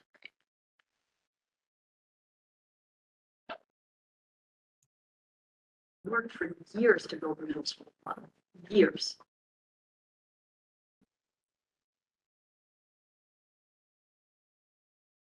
Is your recommendation specific to also using the amount of reserves that are within that? I would take reserves out. That's what I would. It's much easier for me to get behind the carry forward budget without creating a hole that needs to be filled again next year. And I think in a note to somebody I had put, if we are successful with a no reserves full carry forward budget, I think that would hit a reset where we could look now at some multi-year planning for reinvestment. Yeah. And use reorganization, reallocation of staff from different places to get at new priorities as they start to emerge. That had been our model for many years. We had never truly added positions.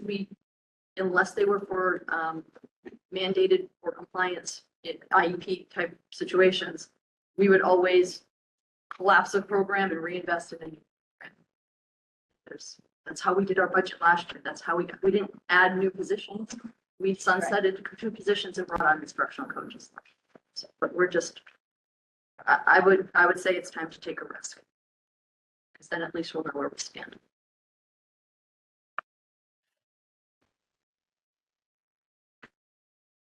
Thank you for speaking now, even though it's not as popular. But it's good to hear your thoughts. Thank you. Yeah, thank you, Pam. There he is. It worked. Yeah, you're there, John, but you're bigger than any of us right now. Oh boy. This camera's gonna go off again. Great, what do we have left? Right. Anyone have any comment? Yeah, I just want to remind us, we're now into the second half of the school year. Pam has been gracious to give us another year so that we can get our act together in terms of thinking about a search process. So I want to make sure that we get to that this year so we know what we're walking into next year. So I just want to remind us the time is flying by for us to figure that out and understand what that process looks like. So just as a reminder of that. The second thing is Heather bringing the math conversation to us next time she comes, but I just want to highlight, and now I will be pushing on that because it does remind us that, we have potential, and I think in this instance, an actual systemic inequity that I hope we're addressing through the coaches. I'm not sure that we looked at it as a systemic inequity issue when we said it was, coaches was the answer, right? Because to think about kind of math pathways and who's in those pathways not only involves where they're coming from, but where they're going, right? So for example, does the selection process into advanced math have any inequities to it? What are the implications of that when they get into high school and so on? So I just encourage us, I want us to talk about program a lot more too. I think I've been pretty clear about that over the years, but I think this is a lens that it really is our responsibility to make sure we have those conversations about potential and identified inequities through the system. So I want to thank Antonella for bringing that to our attention, and we need to be sure to follow up on that. Can I respond to that briefly? Sure.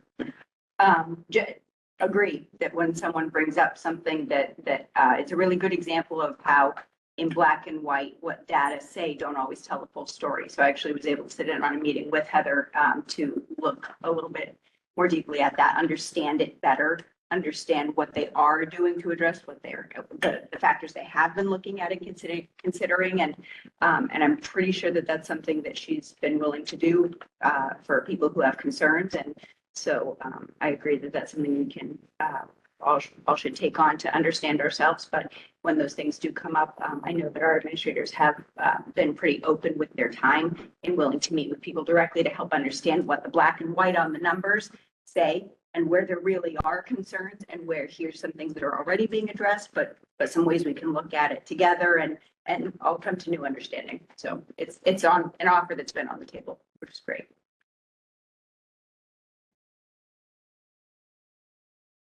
I have no. Motion to adjourn. So moved. Second. All those in favor? It's unanimous. 8:58. Hi, John. Hi, John. All right, good night. Hi, John.